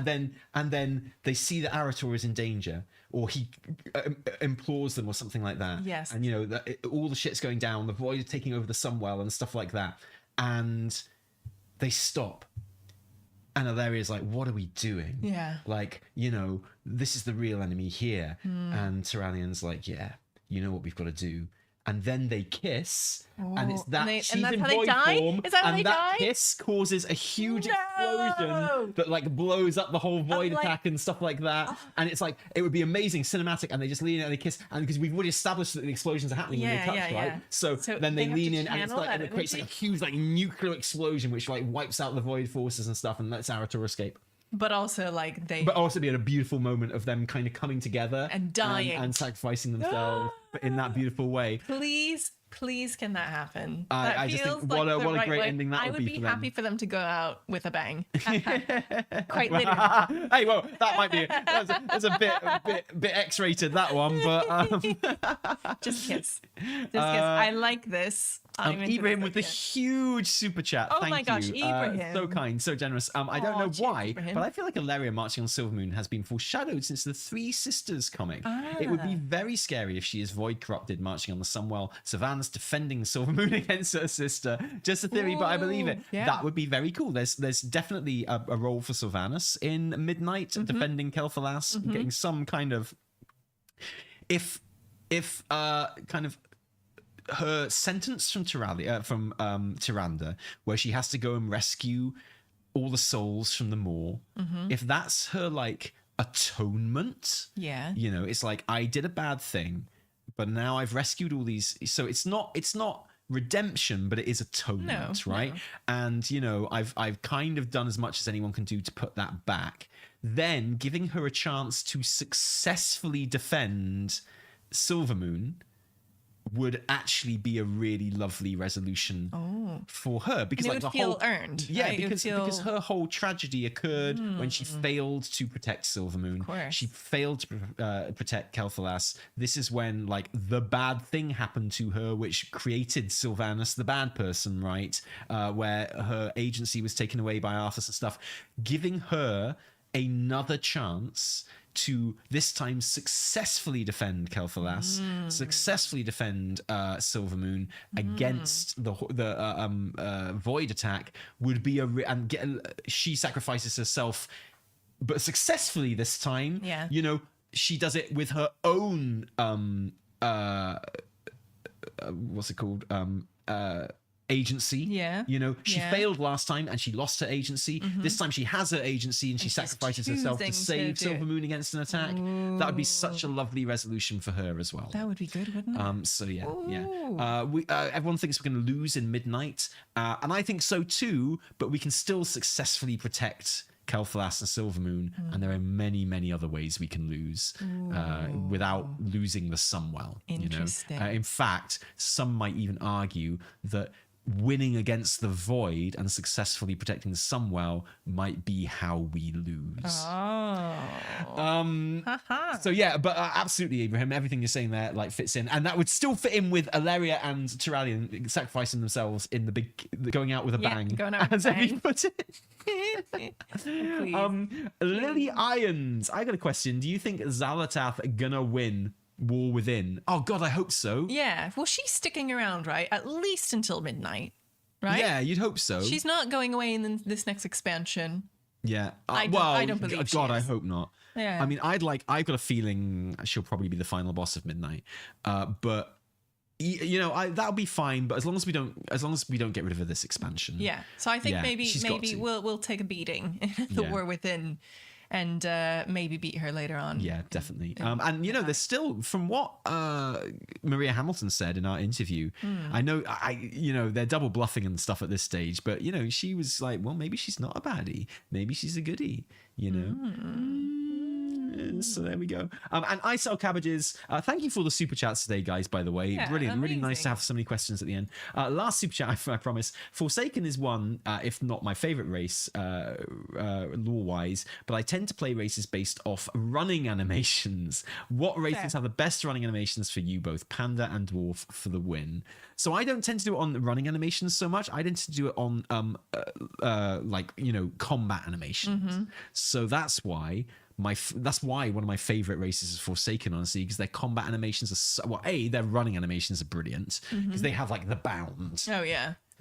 They bound along. Their arms really, really swing. And male Forsaken have the best casting animations. They're really good because in they've got the pose, and, like, the arms. Oh my they look God. really like female Forsaken have great like dual wielding animations. Yeah. But male Forsaken, their casting animation where he goes like this.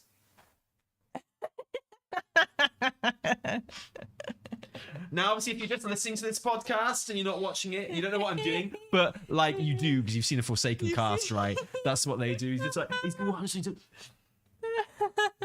love it, absolutely amazing. And I like pandas famously have the best like two-handed weapon animations. You know, they do a really good stab, and like the male panda holds it behind his back as he's getting ready, like Yeah, the best it's ready good. animations. They're What really about you? good. How do you choose your races? I mean, really, if we're going by run animations, again, this is why I've chosen the characters I have. Like Night Elf ladies are like athletic and strong, and like I've always like loved like their size, and even with their goofy idle animation, like I've always really, really loved them. This is why, again, I've really struggled with like blood elves and even void elves. As much as I want to play one, their female void elves are so flimsy when they run. Like, I know, it breaks my like, heart. Their arms are so close to their body when they run. And then the little jump and twirl, like it's so. I mean, it kind of makes sense for a certain kind of character, but that's why I've always liked playing a kind of like a strong, athletic character hunter, right? So, and it's always felt a little too dainty, and then maybe for a shadow priest or mage, it's fine. But yeah, best running animations, and like I've Night elves. It's gonna be night elves. I'm really. Hey, it's very fair. I'm really boring, but also again a soft spot for Dranei because they feel like a little like stockier. I do love running around as a dwarf. They're so sturdy. Yeah. And I really like troll males Hadouken cast. Yeah. Like they do like the Ryu fireball. Hadouken. It's really great. I do like that. I enjoy that one a lot. So yeah, I mean, and one of the reasons my DK has changed like race more than any other character in the history of World of Warcraft. I've race changed that DK about 20 times. Yeah. Is because I can never be happy with the animations on him for some reason. It just never quite. Whatever I choose, the animations don't click for me. Yeah, it's tough. It's only DK that's ever happened with. So yeah, really strange. But anyway, that's how I choose. Thank you for those questions. Thank you for joining us for this podcast today. It's been a really good one. We'll have even more to talk about in a couple of hours when the new zone goes on the alpha. It's just non-stop. It really is for WoW at the moment. Loving it, and I love it. It's fantastic. Feels good, man. Such good stuff. But thank you for joining us today. Thank you to everyone who joined us live when we recorded this on our main channel, Taliesin and Evitel, on the YouTube. You can find the recording of this on our YouTube under our WoW podcast, obviously, playlist. And you can listen to the audio of this anytime you like on any of your, I was going to say World of Warcraft, but any of your podcast listening platforms like Amazon or Spotify or Apple iTunes Music. All of it. All of that. So enjoy that. And, last week we did say that we're going to start doing this on a Monday, but we forgot that this Monday was a bank holiday, so we still had the kids and we couldn't do it. But next Monday is not a bank holiday, so it's possible we'll do it then. We'll keep you updated. Follow us on Twitter if you want to keep up to date with all of the latest kind of when we're going to be podcasting and stuff like that. Yeah, and news. For now, I think we are going to stick to YouTube just because we had some issues with dual streaming. Yeah, it's a shame. It's a shame that we can't. We might give it a try, but for now it feels safer just to stick on YouTube. It does, honestly. Yeah. So we don't want to have all the hassle that we had last week. So we'll might knock dual streaming on the head just for now. Well, maybe we'll come back to it. Maybe I just need an update or something. I don't know. Yeah. But yes. So thank you very much. Follow us on Twitter for that news. Follow us on Instagram if you want to see please. Evie's amazing posts. Thank you. They're so good. I know you talk about them like a man who has seen them all. I love them. Thank you. Much. That's really, I really appreciate your support. I love the Instagrams. They're so good. Yes. They're brilliant. Anyway, but thank you everyone who joined us today. From me, Taliesin. And me, Evitel. Until next time, cheerio. Bye.